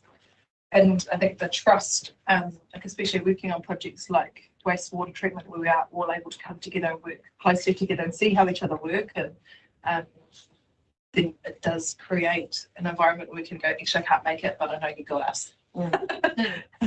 And drawing on each other's expertise, because we're, we don't have that, but we rely on each other. But being every grouping has been really beneficial. So doesn't really answer your question, does it? I've got a really good example of what not to do. Like who we set up where I was being asked my advice about land planting, which I happen to know about because it's like what I did PhD is. So I kind of know. So I was giving all this sage advice about what to do and so forth. And I could see none of it was getting through. And I was starting to see, I know about this stuff, right? Oh, well, we can and can't do this, can and can't do this. Blow me down if I didn't get an invitation to the opening 2 days later. The consultation was meaningless because the work had already been done. And I was so angry about that because it's such a waste of my time and it's such a disrespect. It's like, but come to us and fess up that you haven't done your job, and that you haven't consulted. Here's what you've actually done. Sorry about that. That won't happen again. And the other thing is, when that sort of thing happens repeatedly, you kind of get real hoo-ha about the whole consultation process. When you know that the consultation is meaningless and will not be, I did not pass that invitation on to anybody because they were asking for our general manager and everybody, our trust chair. I just binned the thing and did not even reply because I was so upset about it. And that happens. And there are there's like a scale of that sort of consultation where everything's been decided really, but we want the box ticked as kind of next on the list of just a bit icky. And sometimes things are emergencies and they, you have to do it real fast, make that clear so that that's clear. We have a time frame. We can't really, there's a limit to what we can do. Make that clear. So have some transparency and honesty about it, because I tell you what, that relationship really jolly fast.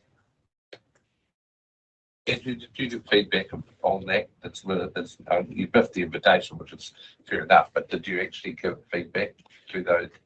Sure did. It wasn't this council. We have many councils. We know you have a complex iwi pattern, we have a complex council pattern, but it was back to the boss. So. I was totally silent for a little while. So, not answering you.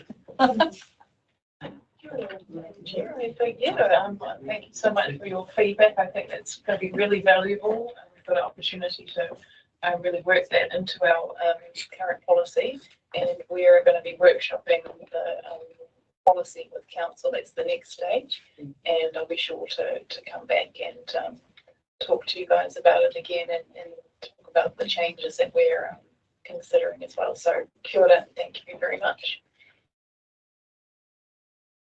Move the report be received, please. Thank you, Gary. Seconder. Thank you, Joe. All those in favour say aye. Contrary, carried. Thank you, Laura. And now the update on the overview.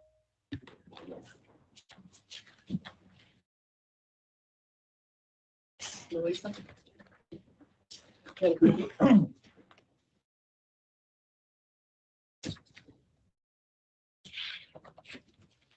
That one if you like. If you want to cheat, not go to the front of the road. Don't want to go to the front of the road. No, you're watching 12 minutes. You haven't got a presentation. Oh, you could do it up here then. you want me to pass those calendars around? Oh, I'll take them down. Leave them there? Yeah. You might have one already in your bin. In the food bin, there might have been one already there. I'm talking in the food bin, in the food bucket.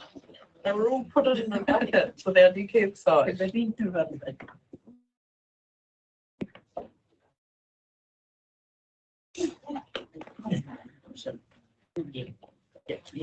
Yeah. Explain, yeah. Our new curbside.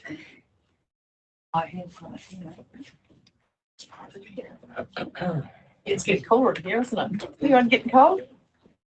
Put the layer back on. Yeah.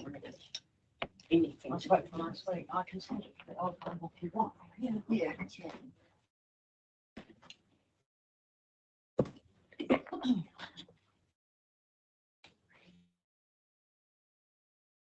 Ready, sir? Yeah.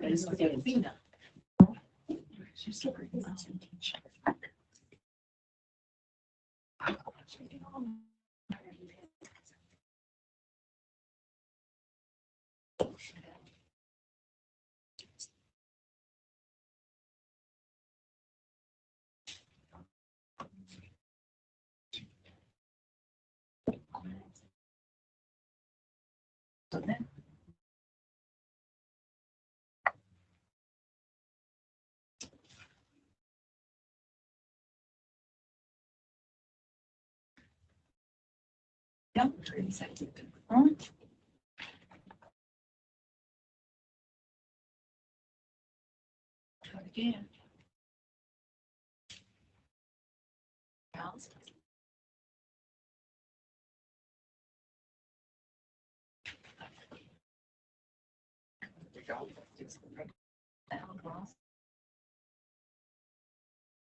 Yeah, it's got a lid, yeah, and the handle it is the lid.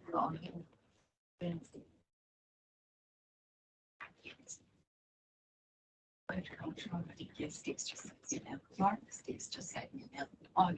I just thought it would have been a little bit instead of a beat on.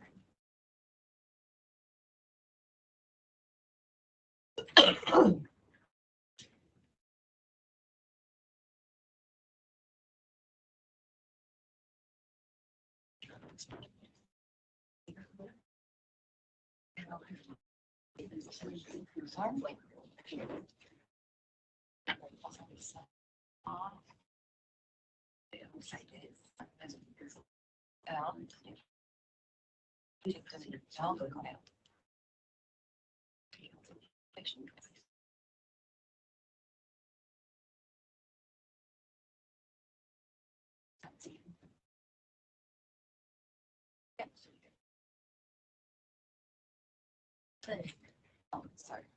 You have to go to the beautiful.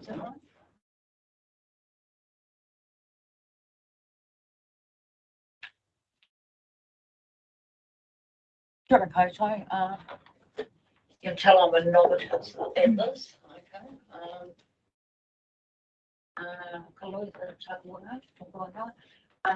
My job is, looking after resources when people have chucked them out. So, in other words, rubbish and recycling. I'm here today. I just want to give you a bit of an update on what's happening. I've been wanting to do this for quite a while, so I apologise for that. We're very busy at the moment rolling out the new collection, so I thought we'd just go through what is actually going on at the moment, so you've got some idea. So we'll go through the new curbside collections, our waste minimisation and management plan, and also waste levy funds and grants. Okay, now why are we doing this? We're doing this because the central government's paying an awful lot of attention to this area at the moment. They've introduced a new strategy and they're introducing new legislation for local authorities and people around the country. What they're trying to do is two things: is standardised collections, so stop confusion amongst people, and also given that we have a climate emergency, reduce greenhouse gas emissions. Okay, so that's why we're doing it. Waste having under review at the moment. It's expected to go to select committee when we have a new government, and it's going to be called the Responsibility for Waste Act, and it's going to include everybody from individuals, households, community groups, a business that's going to include everybody.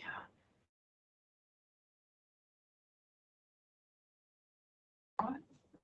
Yeah, that's right. So we're putting in these new collection services. That's one of the diagrams from our new calendar that we have put out that people in residential areas would have received. If you don't have one, I've left one at the end of the table for you to pick up when you go home. Okay, so the new normal, we're going to start separating things out. So that's the December page of the calendar. Hopefully you have a nice time at Christmas and put everything in the right place. So we've got some government guidance, and that's actually quite important. Okay? By 2030, all councils will have to have food scrap collection. We're in the group that has to have it in by 2027 because we do have facilities that can compost food scraps in our local area. Those that don't have them, they're allowing an extra 3 years. But so that investment can be put in those facilities so that can be done. Right. So they've also said that by February next year, all councils will collect the same item. Okay, so that's plastics 1, 2, and 5, which is the main one that is causing confusion, and that's going to allow government to start messaging out nationally so that everybody's doing the same things. We've been quite lucky because we've aligned with national standards. We've been tracking this for some time. We could have delayed food scraps till 2027, but we thought, why do we want to change it to another one? It's confusing enough for people as they am. It's pretty full on at the moment. As Tuatahi said, I don't want that great at the moment. Thanks for that. It's because we're fielding a lot of inquiries. Yeah. So these are the new bins that are going out. So everybody's had a 240 litre wheeling bin for recycling and a glass crate for quite some time.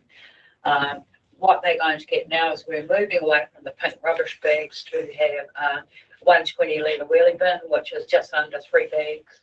And the current pink bags we've got at the moment, and they're going to have a 25 litre food scrap bins. There's some out in the main corridor. I think that if you're a single family and you're throwing out 25 litres of food a week, you've got a bit of a problem. Okay, but that is the new standard, and everybody's going to have the same thing. So they're on their way now at the moment, and they're in the residential areas only for households. The system is designed for households.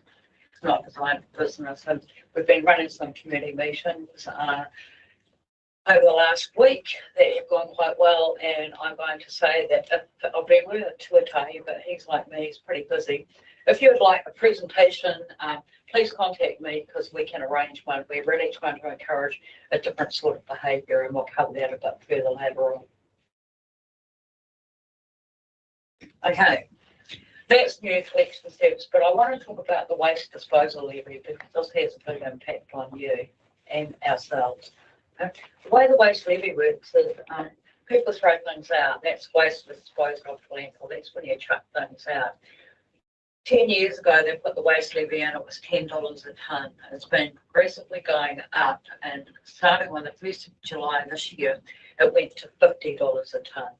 So we pay $50 a tonne for every bit of waste that you throw out. When I go we, I mean the council on your behalf.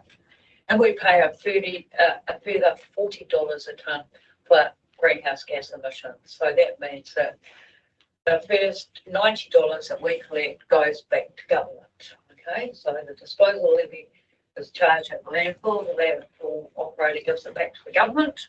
Government takes that money and they split it in half, and they give half back to local authorities, and that includes ourselves. And that is based on the population in your area. And the other half goes into administration of the fund, and also for any organisation to apply for a grant to get some help in minimising waste. For example, you would have heard that they're going to put a new furnace in at the mill, and that came from the ETS trading levy, and they put millions of dollars into the cement kiln and Whangarei to take the used tyres. So that money didn't come from taxpayers or ratepayers, it came from the contestable waste levy fund, right? So That means that we started off getting about $65,000 a year, which we've been using, and I'll talk about that. This year, we anticipate, because the council, the government is not only charging a levy on municipal landfills, we have mixed waste guys, they're also charging on other types of landfills. So we anticipate and we'll get around about $400,000 a year. That's Matamata-Piako District Council. Okay. When we receive that money, we can only spend that money on activities in our waste minimisation and management plan. And we actually have one in place.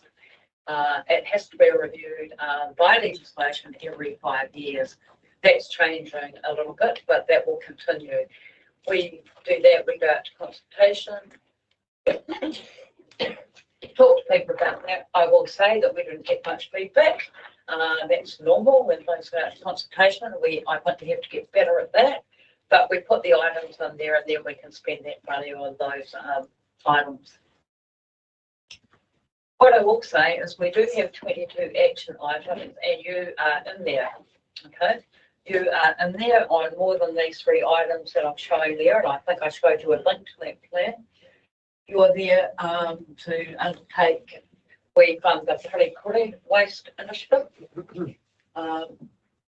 We also have a contestable fund, and Jill knows all about that. Jill has been a recipient of funding from the Waste Minimisation Fund. We'll go through that. And we support a lot of education as well. So here's a list. Kuri, zero waste education, early childhood centres and schools. Paper for trees, which means that they can get bins for nothing if you join the Earth's one. Environment schools, there are 11 schools participating in that.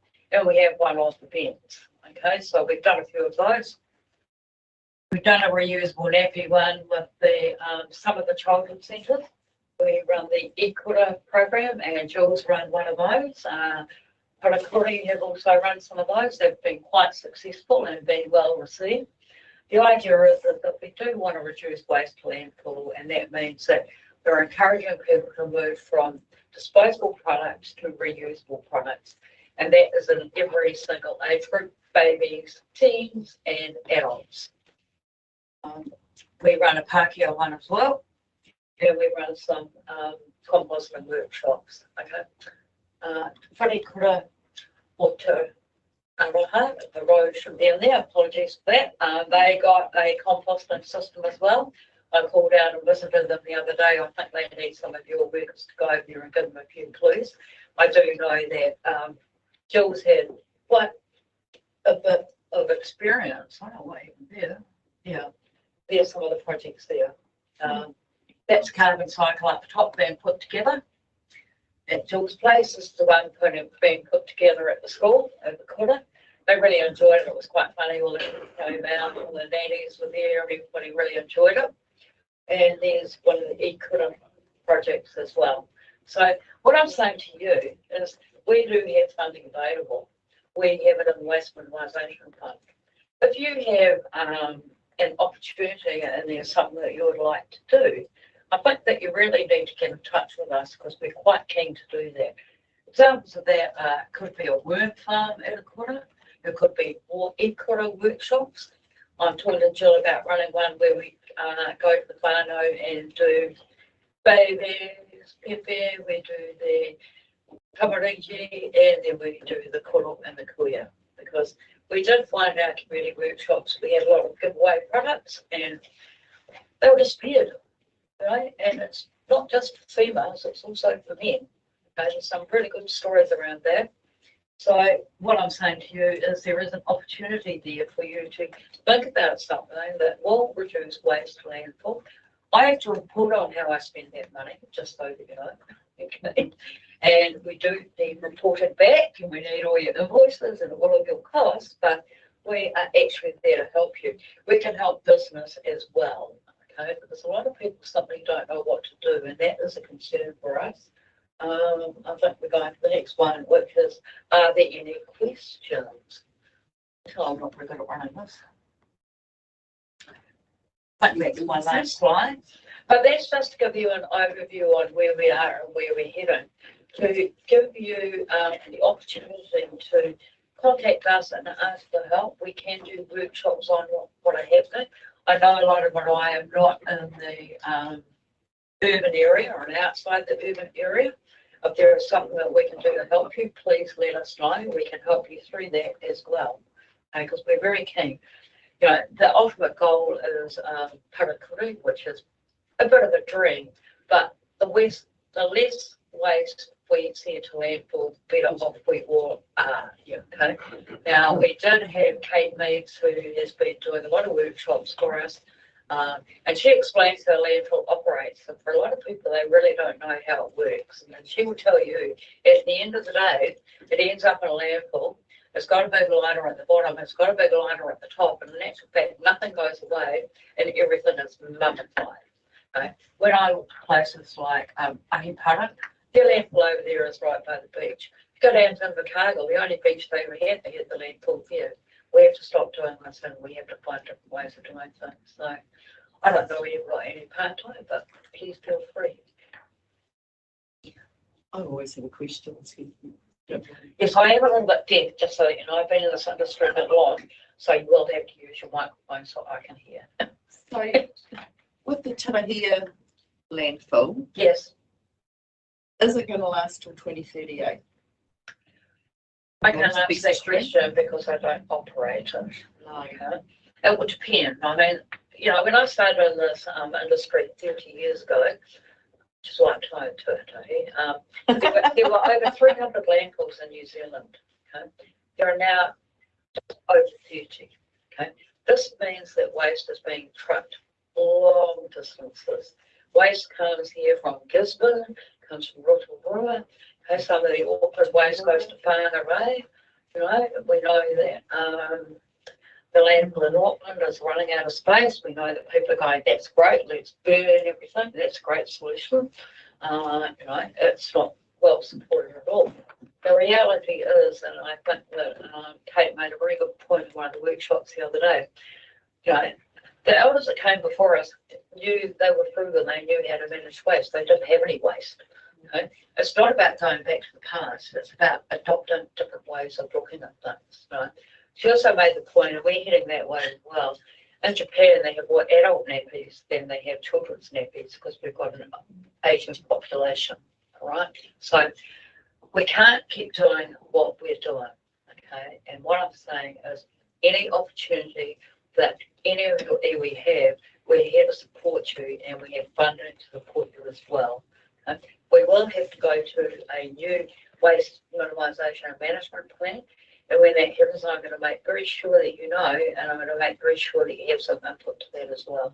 Really important. Well,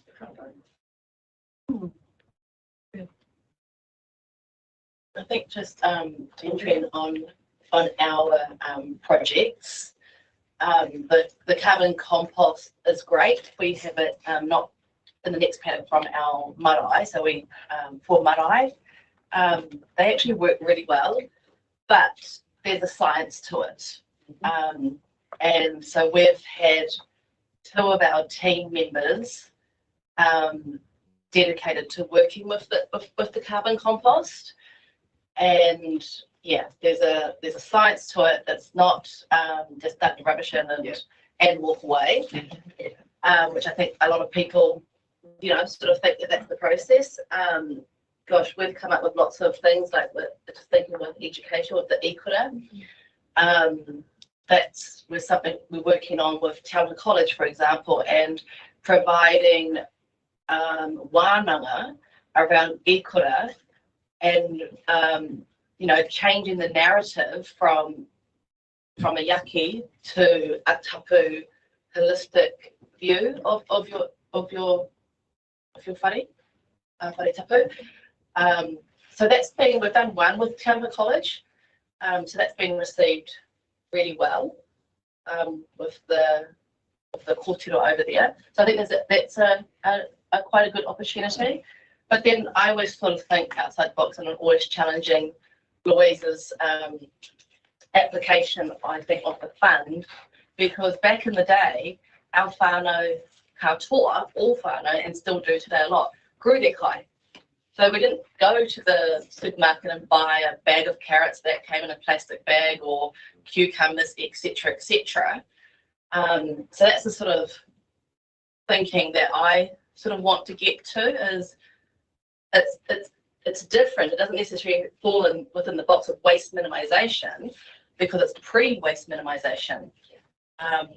But yeah, and then we talked about whānau with, you know, babies, mums, and then grandparents having those multi-generational homes. You know, then I'm again think outside the box of, rather than adult nappies, for example, what does supporting things like incontinence medically look like? You know, because there's things that I've looked into it because we talk about it. There's the Tesla chair to help with incontinence issues. So yeah, rather than, that's where I sort of want to sort of start thinking, is free rather than dealing with just the waste. So, yeah, lots of thinking. Yeah, I agree with you, and I think that probably from my point of view, when Jill talked to me about going to make this compost, we're working on the Matamata-Piako.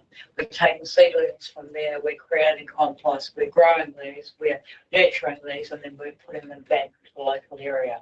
So you're talking about Marakai, and I think that what is happening now, I think it's very fair to say that some of these initiatives, we can expand those out to community gardens and things like that, because local government did something and they see this sort of area as a way of building community resilience, and that's quite correct. You know, it is a way of building resilience when things happen, and you've seen a lot of initiatives coming out of Matamata actually during times of, you know, during Cyclone Gabrielle and COVID-19 and things like that. And I think that some of those things are starting to fall into this area as well. So, because Jill said to me, can we put a portable food box onto people's places with vegetables so they can start growing their own? Yeah, why not? Yeah. Andrea? So we were talking about papakainga earlier, and certainly one of the questions that comes up from, you know, the town, the country divide is, what does council ever provide for me for my rates? And it's so interesting how often waste rubbish collection comes up. So can you give us a little bit of information about who pays the waste levy? Is that part of the general rating? Is it only from properties where there is a waste collection? Well, we'll go back to another slide. That levy is paid at the landfill when it enters the landfill.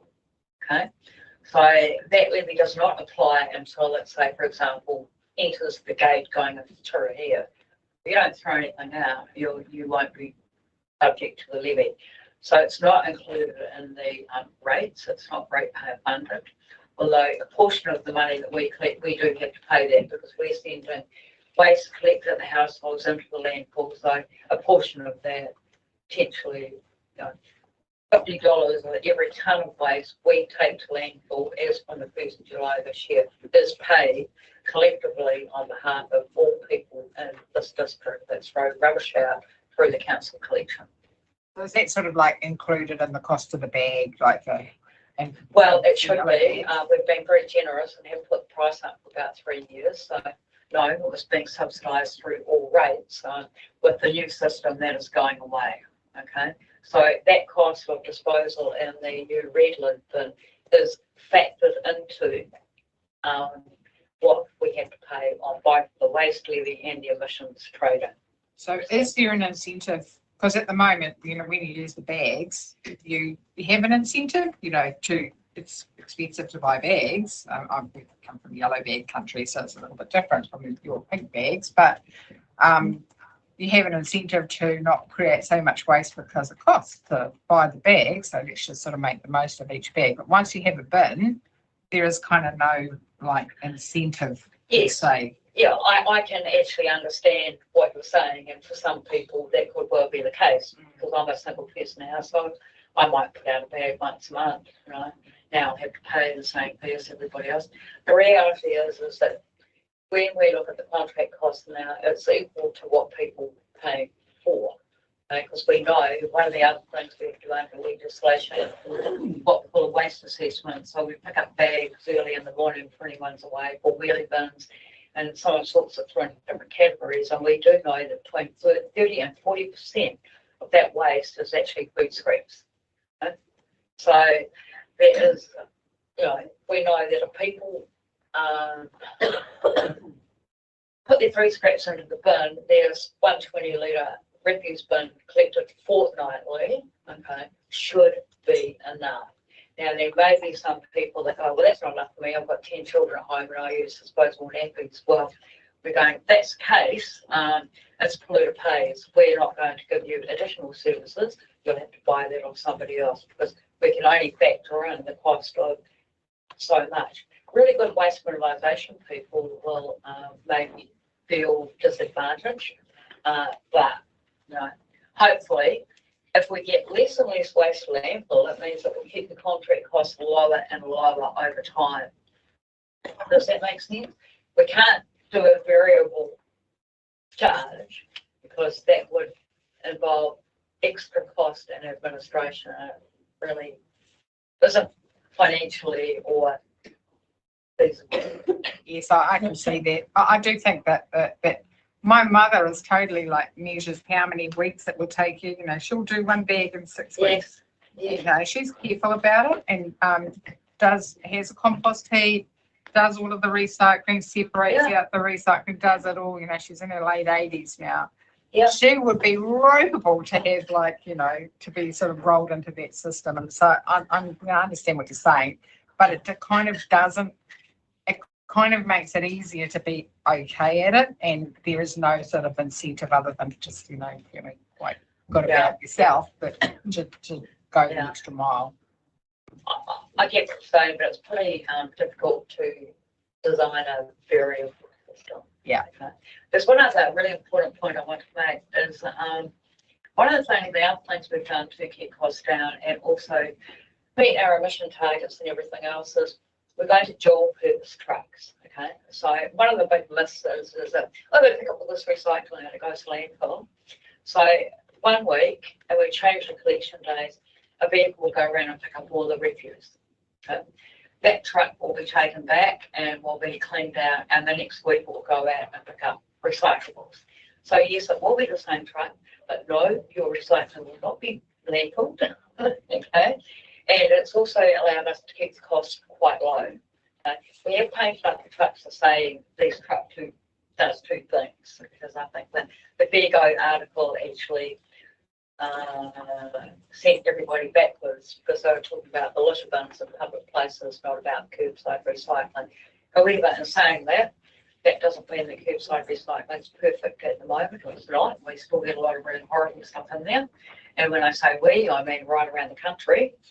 And that's why government legislating that councils will only pick these things up. The 2 reasons: one is we can recycle them in New Zealand, and the other is it makes messaging really easy. Okay. Yeah. Yeah. I mean, you know, really frugal people may be challenged, but difficult. Yeah, I know. Yeah. Yeah, but you know, if you have got their own something that would like maybe not a carbon cycle system, there are quite large work farms and things like that. You know, more than willing to discuss that with anybody at all. Okay. Just next year, we're busy this year. I can just see with the, you know, the Papakāinga, with the Papakāinga plan change coming in, and there is likely to be an elevated interest in establishing Papakāinga. Yes. And that's certainly one of the challenges for establishing a sort of a small group of dwellings out in the rural area. But it does sound like a good opportunity to sort of centralise some of those things and maybe follow along the children. And the Kuri program is really good. They will supply bins as well, and they will teach you how to use them. Yeah, but so if you're not engaged with Kuri, we fund that. I really recommend that you do.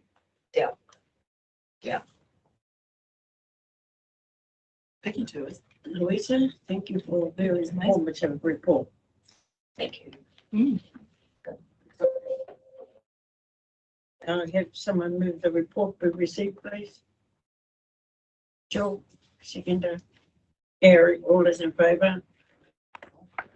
Harry, thank you, Louisa. Mark, Mark here? Mark online.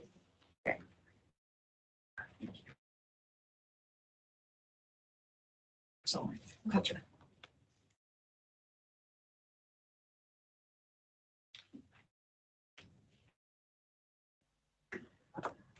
Kia ora koutou. Just checking whether everybody can hear me. Yes, you can. Thanks. Thank you. Apologies that I can't be there in person today. I'll just attempt to share my presentation.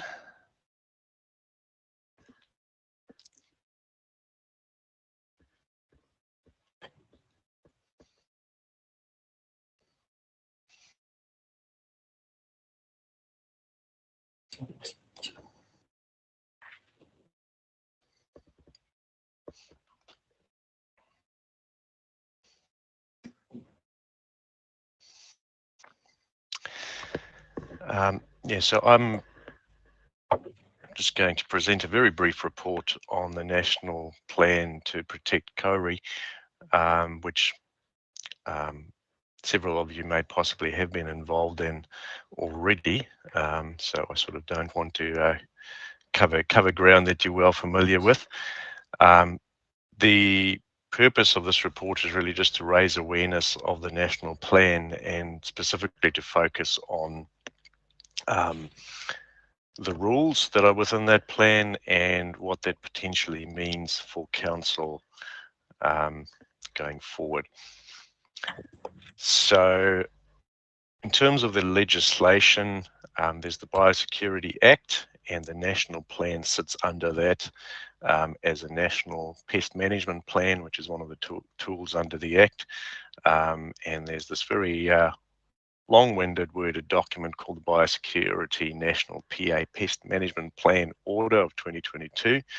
And there are links to these in here if you would like to go and read those in more detail. That is effectively legislation that has the same status as a regulation. Then sitting under that, confusingly, there's a very similarly named document which kind of looks at this in more detail. The plan sets up Te Akina Kauri as a government agency responsible for implementing this plan, and the plan at the bottom is sort of a more detailed on the ground interpretation of what the plan itself means. So jumping into the plan itself, these are the objectives of the plan: to reduce the spread of Phytophthora agathodicida, which is the pathogen that causes the disease in kauri. So the first objective there is to try to reduce the spread of the disease, and then to maintain areas that are currently free of the disease, trying to keep the disease out, to reduce the impacts of the disease in sites that are already infected, to try to eliminate it from local sites, to protect kauri with special value from getting the disease, and then around controlling access to kauri forests, where to enable access in a way that it doesn't compromise the future of those trees or of that forest. So jumping into the rules, and I guess these rules apply to all lands where kauri is present, so that it's a consistent approach throughout the country. That's sort of the main benefit of this particular plan under the legislation. It doesn't matter whether the underlying land is a reserve or public conservation land or Maori land or privately owned land. The rules and regulations are consistent So the first one is around an obligation to report. So landowners must notify Te Aki no Kauri if trees on their land look unhealthy. There's also an obligation to provide information to that agency. So if they may have reports, for example, that that it appears to be present on land that you own or manage, they have the right to ask for bits of information, and one's obliged to respond to those requests in a timely manner. The third rule is around restriction on movement. A lot of the detail sitting under that rule is more relevant to nurseries, but also there is this bit in there around trees that have been planted or growing before the 2nd of August last year when the order came in may not be moved unless certain practices and procedures are in place to minimise the risk of spreading the disease. So I suppose with the council view on that is, sometimes people want to donate trees, or council might do some redevelopment in a park or something, and there may potentially be a discussion to relocate something. That's something we'd have to consider. Risk management plans, again, this is an obligation if Te Aki no Kauri decide you need a risk management plan because the disease has been found on your land. That's an obligation to comply with that. The fifth one is around earthworks in the vicinity of Kauri. So the plan talks about a Kauri hygiene zone, which is basically 3 times the drip line of the tree. If you've got anything happening within that space, there's certain protocols you have to follow to minimize the risks. Stock exclusion, this just gives the agency the ability to exclude stock from certain areas, again, to try and prevent movement of the disease. The disease is moved and spread through soil movement, so that's just another regulatory tool to try and restrict it. Restrictions on the release of animals, there are some exceptions around this, like working dogs and that type of thing. But it's really around, again, trying to prevent things spreading. Obligation to clean items and to use cleaning stations, they sort of go hand in hand. So I think we're all aware of the cleaning stations that are out there, particularly on bits of public conservation land, where I guess in the past it wasn't necessarily always enforceable if people chose not to use them. And where you've got different underlying land status, now it sort of doesn't matter whether you're on private land or on a reserve, you are legally obliged to use them, and you can potentially be fined if you don't. Number 10, around open tracks. So by open tracks, they mean open to the public to use. There's certain obligations on the landowners, and this is one where with reserves and parks administered by council, this becomes relevant to us. You have to do one of the following. Obviously, the more you can do, the less the risk of spreading the disease.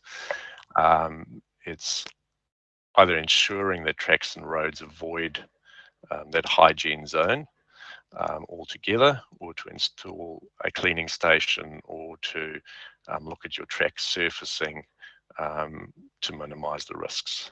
And there's sort of more detail about that in the plan itself.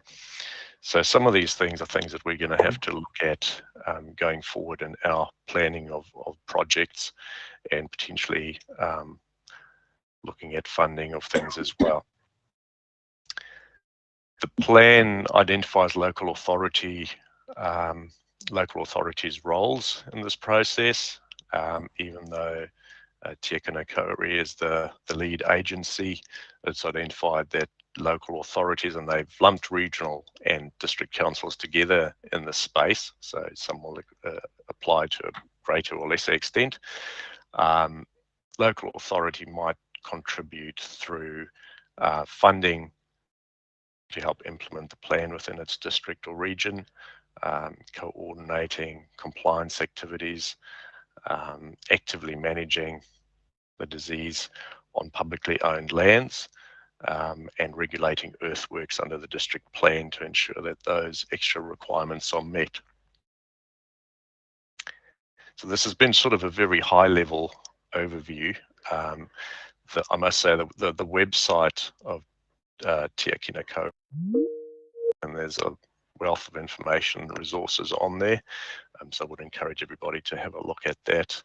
I guess from our perspective, from the Parks and Reserve side of things, we'll be looking into some of these new requirements in more detail, in how it may impact on some of our tracks especially, and also things like cleaning stations and working with other agencies and community groups and landowners.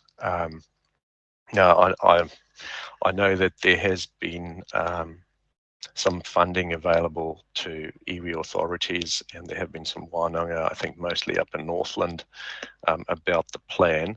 So there may be some of you around the table today who've actually been more involved in this process. So just open to any discussion or questions, and then we just have a recommendation that the report be received. Thank you, Mark. Kia ora, Mark, thanks for that. Tōna atu tumutumu, we have a project with Te Akina Cody. I think what's important is to understand the rules that apply to council and how council's going to, I suppose, obliged by those rules. And what does that mean look like in terms of costing? I sent you some maps earlier today, Mark, just to give you some context, and I've got some maps here. Now, in our rohe of Te Aroha, Wairoa is one of the southernmost oldest Cody stands, and this give you this this map in here which shows where the Cody are. But I've sent Mark some maps today because we've done a bit of work around Cody and Te Aroha, and specifically around the reserves that are currently owned by council. So I do think there's a lot of work to be done in terms of mitigation, the mitigation requirements around the tracks. Do you have those, Mark? The Cody hygiene zones. I think it's just context. I'm just trying to find them now. I've just come from another hui before this one, so just to see if I can find them. And I don't know if everyone knows, but I think we all do, that there's over the hill in Manawhenua, there's the PA has been found. So there's quite a few tracks that have been closed. So what does that look like in terms of council's obligations? Yeah, but I think I just wanted to show the forum and council where Cody are specifically in Te Aroha, specifically in regards to those council-owned lands, which are not necessarily on the ones that I've got as handouts.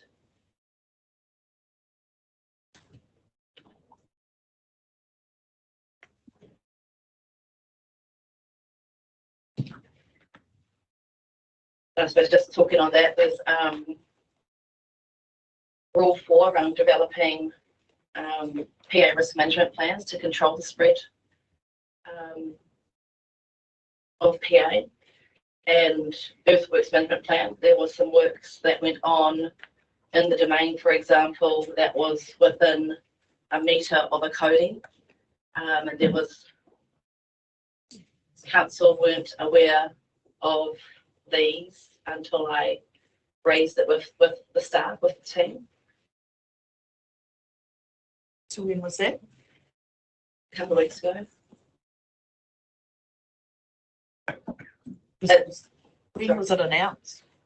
Oh, 2 weeks ago? the Blahui. Yeah. No, I'm not talking about the Blahui, I'm talking about the rules. The rules have been enforced since August 2022. Isn't it just recently also, Mark, that there's been a change to the rules? Yeah, I think Implementation of some of the other rules? Some of them came in last year and some of them have come in August this year. Yes, tomorrow. Today. Yes. So yeah, for me it was about, well, there's some things that are there's some obligations in the rules for council being a landowner. And I suppose it was a bit of a concern that we had to raise with council some of these issues, and it just came out of the fact that we were walking past an area and noticed the Cody. Well, we knew that the Cody was there because we've been working on this for a few months, and asked, "Where is your earthworks management plan around the Cody?" And yeah, so don't always go backwards. Looking forward, what does council understand its obligations going forward, and what is council sort of going to do? So obviously that's an operational factor. Yeah. We know, Which so I think yeah, is safe. yeah. So I guess that's understanding what the process is.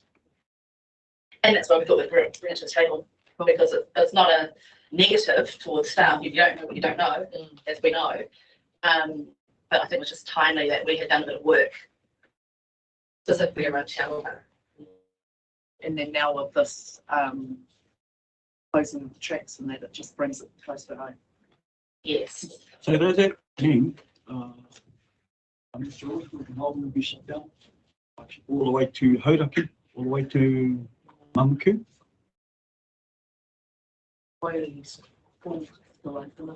Yeah, so at the moment it's just some tracks Yeah, that are but for closed. how long? Especially if they're creeping over from Matamata-Piako. Yeah. My It's currently 10 weeks. Yeah, 10 weeks. So just to establish where it's spread to, where it is, and how badly it might be. currently it's only the OOS4 that's been potentially detected that needs to be verified, hence the 10-week rahui. Hirangi and myself, we supported our Tauranga Moana whānui to implement that.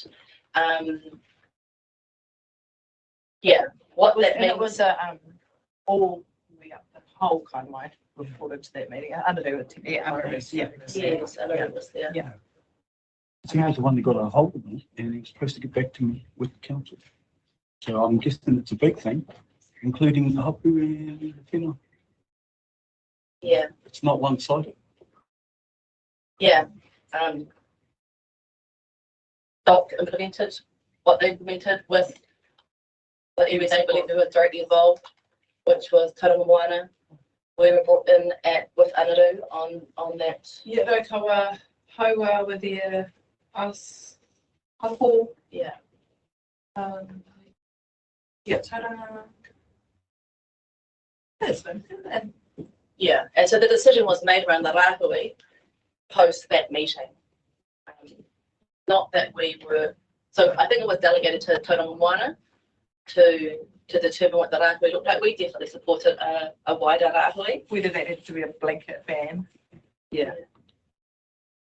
But I think just from our mahi that we've done, people just don't understand. You know, I've seen on the Kaimai Facebook page, I'll just plant more trees. And it's just, if you plant more trees, you're going to spread the pathogen more. But even locals, I've talked to locals about going up to Almona. And one of the, really clear things is don't enter the ngahere unless your boots and your gear are clean. But people don't even know that. So there's a whole potential that we need to work with council on to protect our rako. Education. Yeah, but that's the whole thing. It's the station of cleaning your feet. Yeah. Thoroughly. They've got it. Yeah. Yeah, but if you go into the ngahere with your boots clean, the sanitisation stations sanitise your boots, which is an added. But yeah, they have to be clean. I mean, that's the most simplest way. Clean your boots before you even leave home. Exactly. But I just think there's a workload that council is not necessarily prepared for. So what are you aware of, Mark, just from a council perspective?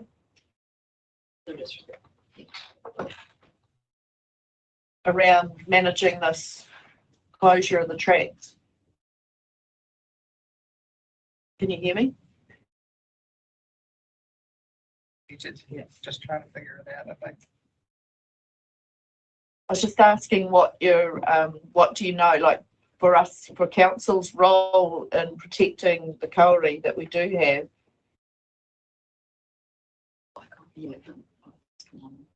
You're muted, Matt. Yeah. Apologies, just having some technical issues. That is something we've been looking into what these rules mean for us, and it's something that as we have more information, Jill mentioned the maps. Unfortunately, they haven't come through on my end yet. I've just been battling with Outlook in the background. Once we have the information of which tracks potentially are within those zones, then we can come up with more developed options and potential solutions. It is potentially an LTP discussion item as well. We may need to make some provision to deal with potentially if we need to reroute tracks or improve the surfaces, etc. We may need some funding dedicated to that. I guess in terms of awareness of this to date, it has been a bit challenging because there is a lot of reform happening at the moment in terms of legislation, and this is one that hasn't been on our radar as much probably as some of the other things that have been happening, but it is something we are more aware of now and are looking into the detail more now that there's a lot more available to look at. And we do intend to bring a more detailed report to council on this as well, and then look at LTP discussions and also our internal operational processes. So this is something that we have mentioned to our operations arm as well, and we'll be sharing some of the resources that we have found about this with them in terms of doing work in the vicinity of kauri on our tracks, etc.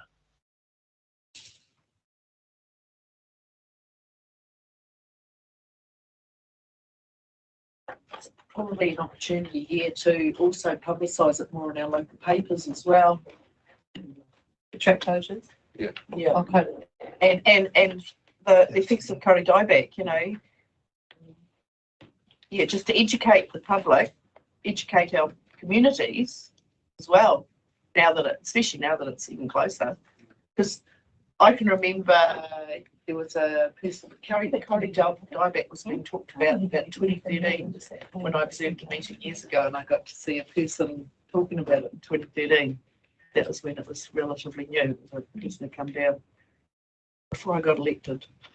I was observing a meeting, so that's how far back this is going. And what hit then and where in the North Island or wherever and where it is now. It was way up north, but it's come our way. Yeah, if that's how we protect. There is a comprehensive plan happening within that forum that we were part of. A lot of it is around education, because that is the best way to kind of can't do much else. Close it down on education. And a lot of the education stuff is going to help people accept the fact that they can't go up the Wairere today and it's not there. We get over it. Yeah. But it's the Wairere Falls track's still open though, isn't it? It is, yeah. So it's mainly the ones that are closer to that. Thompson's track and Tahu was the one that I'd seen identified with the north-south, that loop. Yeah, so the north-south, you can get to where it's actually been found. Yeah, so Tahu. North-south track, Tahu to Thompson's track. The Eliza Mill loop track to Thompson. There's only a main one. North-south track to Wairere. Basically, you just can't go around it. Yeah. Low level still open. Why wrong? Why isn't it? High level might be closed. Cody Loop track's been closed for about 10 years. And Tuahu Cody Loop track. yeah, that's that big one. Waitino track. No. Yeah, so we've been out with Doc to close off the tracks along that wide way that go back over to Manawhenua. So you can go along north-south, but you can't. There's now signage up there to say that track is closed to go over the hill. But yeah, I just think like behind the Mokena Geyser, for example, there's a emergent Cody tree. So probably the one of the oldest Cody directly in this area, which will need some mitigation work. Emergents are like plus 100 years old. Not, it's kind of like a teenage tree in terms of Cody. But yeah, there's heaps of, I suppose the opportunity here is for council to work in Te Aroha, to work with Ngāti Tumutumu around the mitigations, i.e. track work, track mitigations. We're obviously working with DOC and we've got some funding in terms of this project. And yeah, it needs to be a collaborative approach. There's no use council working in silo and messaging in silos, considering we've got a lot of the information already available. We've done a bit of research, specific, again, just up here. So yeah, we'll encourage council and Mark, we are working together already. Yeah, around what that looks like, but we don't have all the money to do all the work that needs to be done, especially when it's on council's land.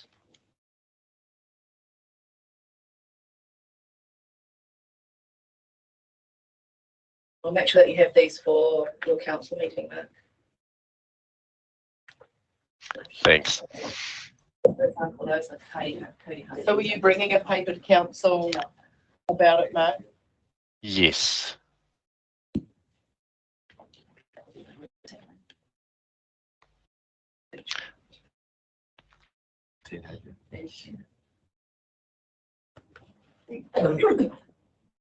George, you happy to move the report? Yes. Seconder? Carried. All those in favour say aye. Aye. Contrary, carried. Thank you, Mark. Thank you. The last report is as read, to be taken as read. Yeah, so happy to take any questions. That was just your general report on your work program.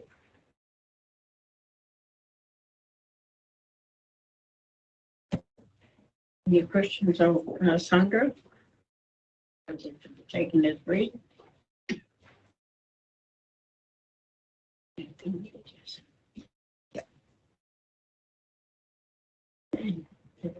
Oh, sorry, we do. We're still in emergency. Well, I'm happy to move that. Having the seconder, Gary, all those in favour, say aye. Contrary, carried. Henry, you have a item? Oh no, I just wanted to know if anyone had any information about the alternative ed closing down in Matamata. Well, not just Matamata, affects Seems to be established. my understanding is it's the last week of operation now, so Emma's trying to find a home for it. I'm just worried because of there's some real high risk kids who are going to be floating. I've got a question then. If they're looking for a venue, they came to us. They're looking for a venue to MOE came to you. to operate out of. How can council support the potential for a venue in the sort of short to medium term until they do find a home?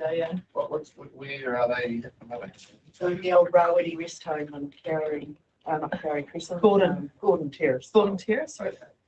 Yeah. That we're going to that runs it. They were going to move, weren't they? They were going to move. Yeah.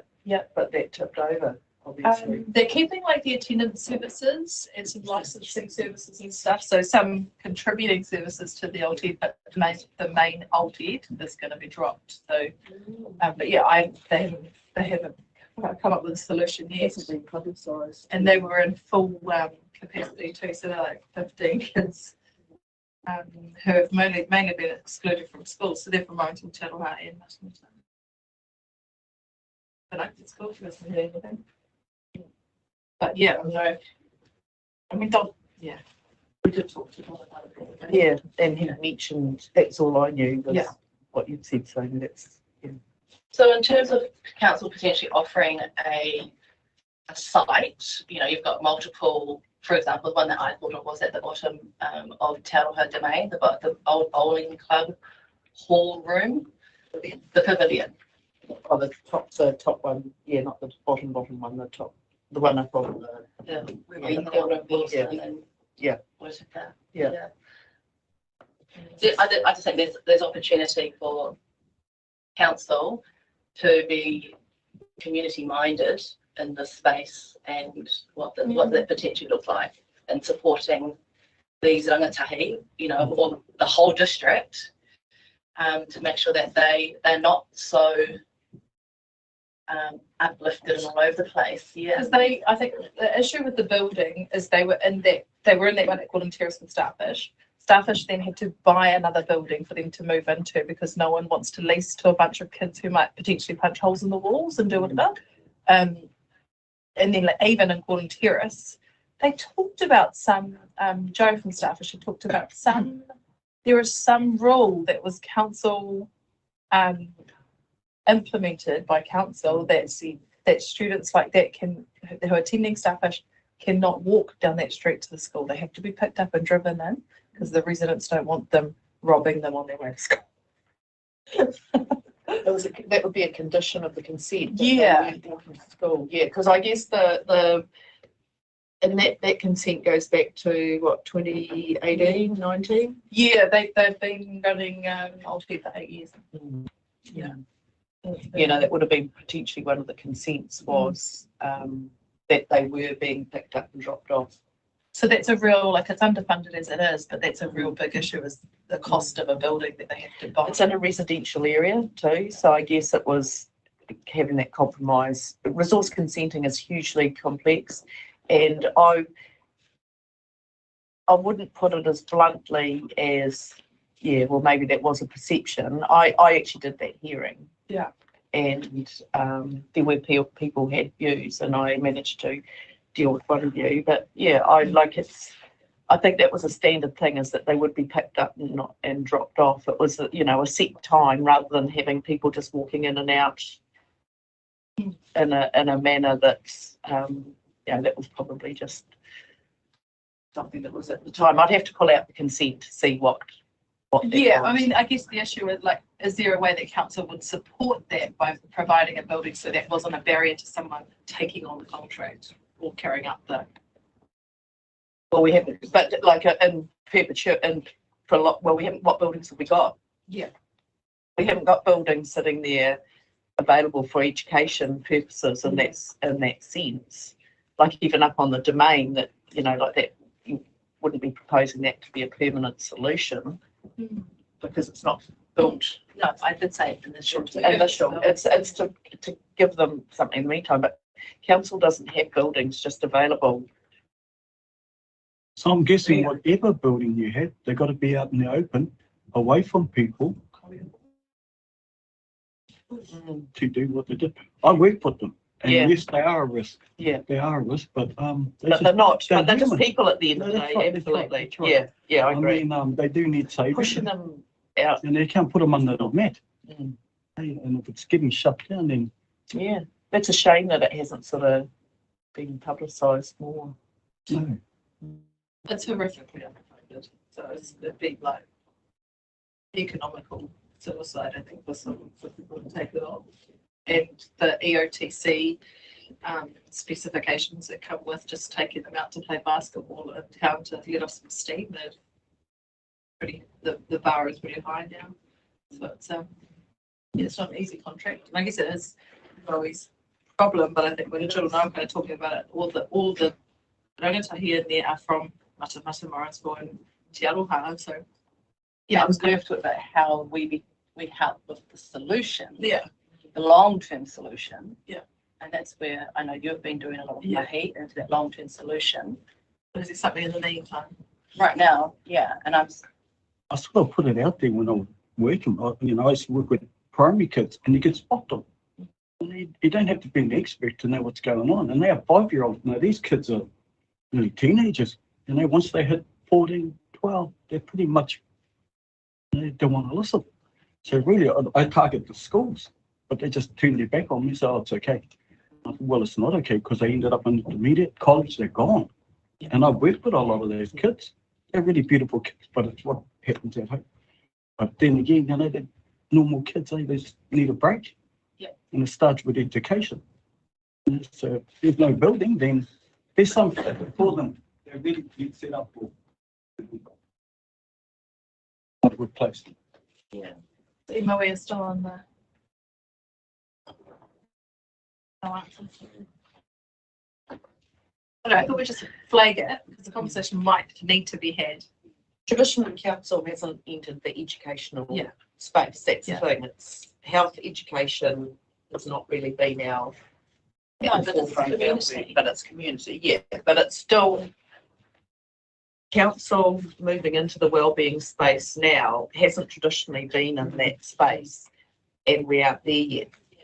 So it's how we can work with other agencies for things to happen. It's not, it's not for us to be council. Mind you, council did place that condition on the resource consent, which has prevented them from being able to live, to be able to be housed in particular places. Or That's to do with the resource buildings. consent. Yeah.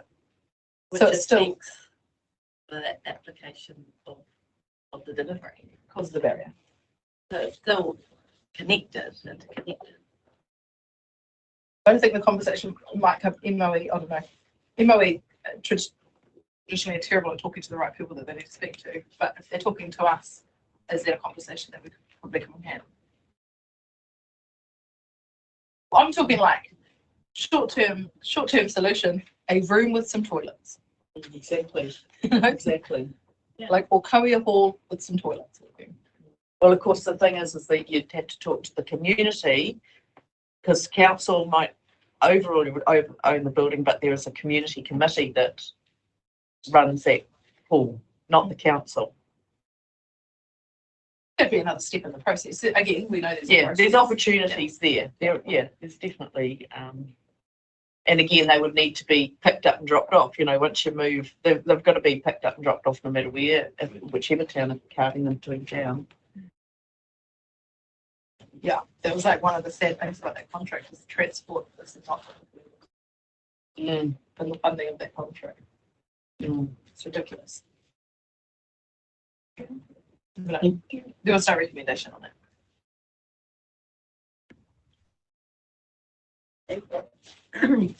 Thank you, everyone, for, for attending this meeting. And I'm just going to hand it. Leo, would you like to close us up? Nō tātou, kia tau, kia tāpe kātou, kia ata whai o tō tātou āriki iho karauti, i te ātu, i te whiwhi nā tahitanga, ki te wairua tapu, mā te mari, mā te tamu, wairua tapu, āki āmi. And our lunch is here, so can you give